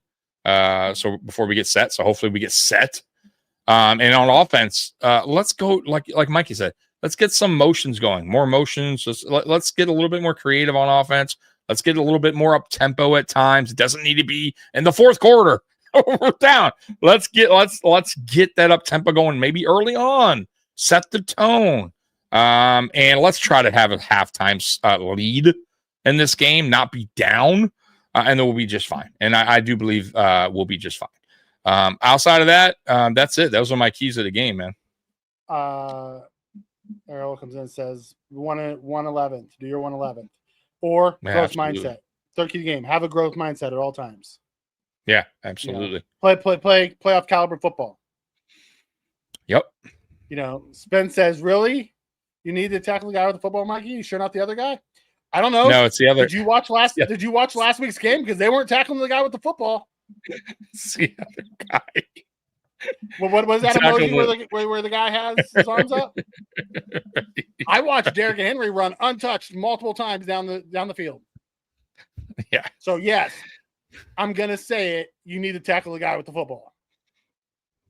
Yeah. Is Bobby Babich on the hot seat? No. But if he is, does it matter? Doesn't matter, right? Doesn't matter, Robert. Like even if let's say hypothetically we have a bad season defensively, and would it really surprise you if McDermott fired Babich, threw him under the bus? Of course not. Of course not. He's done it to go into the new year. It's done it multiple times. He'll do it again. It's no problem with that. Yep. As long as everyone does their job, we should be good. Do your job. Yeah. That's the Bill Belichick. Do your job. That's right. Do Bill your job. Belichick. Whatever doing your opportunity, the reward for doing is the opportunity to do more by 0.03. Yeah. Oh, I do got another key to the game. Score more points than the Jets. Than the other guy? Yeah. That's a good key. It's maybe have one more point than the other team. Have one more point than the other team. That's all. Yeah. It's probably the biggest key to the game. The most important key to the game. Yeah. All right, Tommy. It's prediction time and then X Factor time. I went first last week. You go first this week. What's your prediction for this week? All right, prediction. Okay, I'm gonna go. Yeah, the defense is giving up all those points, Mikey. I don't think they give up that many. Jets, please don't. I'm gonna go. Jets gave up a lot on offense. I'm gonna go 37-23 Buffalo. 37-23. Okay, I'm very close to that. I'm 31-24. Okay. Yeah, so you're 6 points off that. Not bad. Yeah. 31-24. All right, X factors. We know who your defensive player is. Who's your offense? We do. All right, so obviously TJ Sanders, if you guys weren't around, TJ Sanders is my X factor on defense. And on offense, I'm going to go with Palmer. I think Palmer has a game. I think he has close to 100 yards receiving. Okay, I like that. For me, on defense, it's going to be Bosa. I think he's going up against the rookie. I like that matchup for him. And then on offense, I'm between two guys, and I can't figure out which one I like more. Am I going to go Cook? Ooh. Or am I going to go Shakir? Because someone's going to match up. Sauce is going to probably match up with Keon. So I have a feeling Shakir's going to be in the slot, and he's going to be open over the middle. But man, Cook is just prime for a big game like this. But I'm gonna go Shakir this week. Okay. Hey, ain't nothing wrong with Khalil Shakir. He's had some big games, man. And I like slot, it. I like it. Another week off of the ankle. I have a feeling he's gonna have a big week this week. They're gonna be looking to put Sauce on Coleman because of Coleman's game last week, which is gonna open up Shakir. I like that. I do. Oh, look it. I don't see the Jets putting up a lot of points if this is a blowout. I hope it's a blowout. I hope I'm wrong. I hope I overstate them. Usually I overstate them and understate us. And I have a, 34 or 31-24. So Bills don't trust the process. Got to hang around for miracles to happen. Ouch. The wide receiver isn't blanketed by Sauce, should be the X factor. Although Sauce hasn't been great. He gets away with a lot of holdings. He does. He absolutely does. But that's his style. He plays a physical, he gets away with sometimes he doesn't. Didn't the rookie shut down TJ Watt and you expect both to have a big game? Did you watch TJ Watt last year? He didn't have a sack in the last 9 games. TJ Watt has not been good in the last 10 games he's played. Yeah, he's I don't know what's going on with him. And You they are just right, paid though. him crazy money. So, yes, I think Bosa will have a better game than TJ Watt had against the rookie. Good night, Tommy and Mikey. Enjoy your weekend, brother. We'll be back Good night, here, brother. hopefully, to see you after the post game when we have a W. Kincaid and Bishop. Ooh, I like that. I like that a lot. Spin. Bishop going to have a game. He's going to pick off. I Pick 'em hope off. so, man. I really do, dude. He's going with the Ute boys, the Utah boys. Kincaid and Bishop. I really do hope so. Kincaid Milano. Sorry, not Bishop. He's going to go Milano. Okay. Milano loves playing against the Jets. He does some of his best All work right. against the Jets. I'm looking for keep answering some of these questions. Looking for Okay. some of our Which brothers overall superior talent, not production career stats, talking pure talent? Bosa's or Watts? Not stats, just talent? Like ceiling wise? Man, that's tough. I'll say ceiling wise, it was fuck Tommy. I don't know. What do you think? on what's the question? Talent wise, not stats. Who had the most talent, the Bosa's or the Watts? I'm going to say Ooh, the Watts, as they man. had 3 of them. I'm going to say the Watts from a pure talent standpoint because there was 3 of them. There was JJ, TJ, Yeah, then and one of they them had was a fullback. Hall, A yeah, fullback yeah, brother. Hall of Famer too, and JJ. So Ceiling wise, I think the Bosa's had the higher ceiling of the bunch. Oh man, that's such a hard question. I'd go with the Watts for me though. I just because of JJ alone, I think has done better more in his career Then than Nick? either. Yeah, at this point, Nick's really really good, but I'm going by what right now as we speak. I would go. I would But just we're not alone going by with JJ. production. We're going by pure talent. We're not going by production. Yeah, pure talent. JJ Watt was JJ was one of bro, the best ever. He was unbelievable, dude. When he was in his prime, And you could put him anywhere along the defensive line. yeah, dude, he was You're right. It's the Watts. he was a game changer, bro. You know Yeah, what I mean? Watts. And TJ Watt, when I don't know what's going on now, but he also was, at one point, a very dangerous player, right? So, all right. Walker and Sanders. Oh, I love Walker and Sanders. I hope they have a great games this week. I don't want to include the ugly duckling brothers. Just pair the DNs. Yeah, there's a lot of siblings out there. All right, Tommy, what do you got for us? I guess we'll play 2 because I'm not sure if I played any of From the these. real But here we go. men of genius. Yeah, we always play 2. If you guys don't know, we always play 2 of these. So here we go. Bud Light presents Real Men of Genius. Real man of genius. Today we salute you, Mr. Electric Carving Knife Inventor. Mr. Electric Carving Knife Inventor. You have given us a tool with the amazing ability to cut through meat, potatoes, and on occasion, an index finger. I need a medic. Nothing captures the excitement of Thanksgiving like 220 volts of electricity shooting through a really sharp knife. I still need a medic. Finished carving that bird? There's an unruly shrub out back that could use a little trim. But seriously, call a medic. So crack open an ice cold Bud Light, oh Baron of the Blade. We'll still mangle the turkey, but thanks to you, we'll mangle it in half the time. Mr. Electric Carving Knife Inventor. Bud Light beer at Dude, that guy was really cutting it with a sawzall.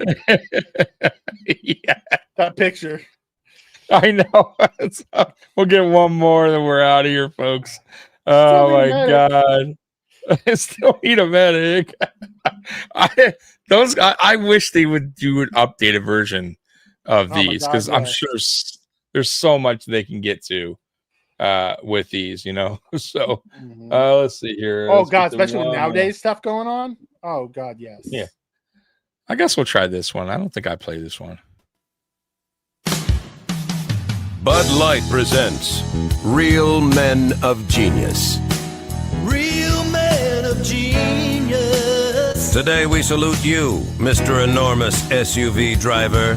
Mr. Enormous SUV driver. Your mammoth machine strikes the perfect balance between the towing capacity of a tractor-trailer and the sleek styling of a tractor-trailer. Keep on trucking. Lesser men might say a 26-cylinder engine is overkill, but someday they'll have to tow a cruise ship into dry dock, and that's when they'll come crying to you. I got the towing package.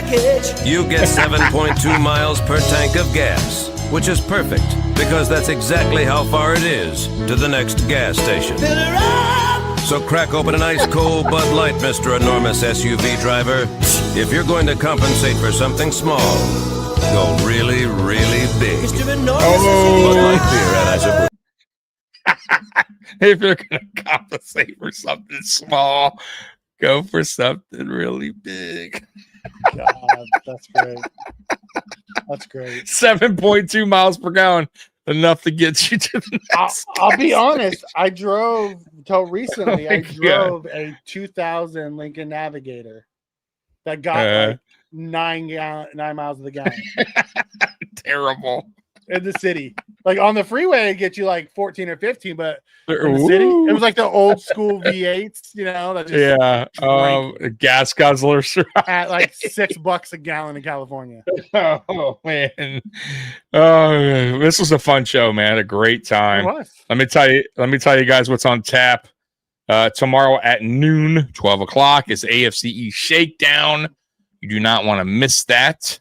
Also Sunday pregame will be me and Aramis at 11:30 doing the pregame show, the Reese T Tailgate pregame show.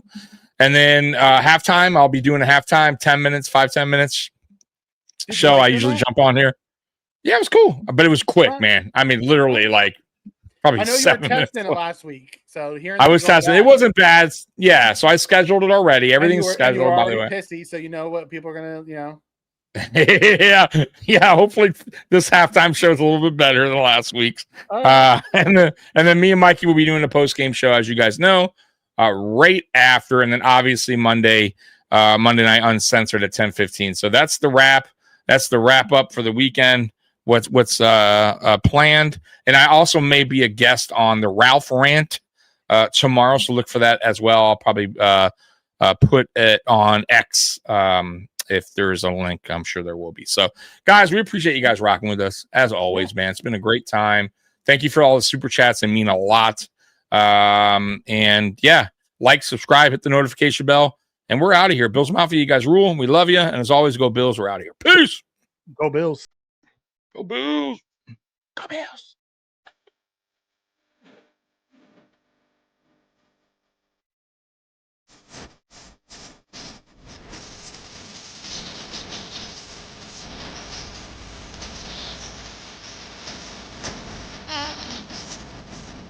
Mm-hmm.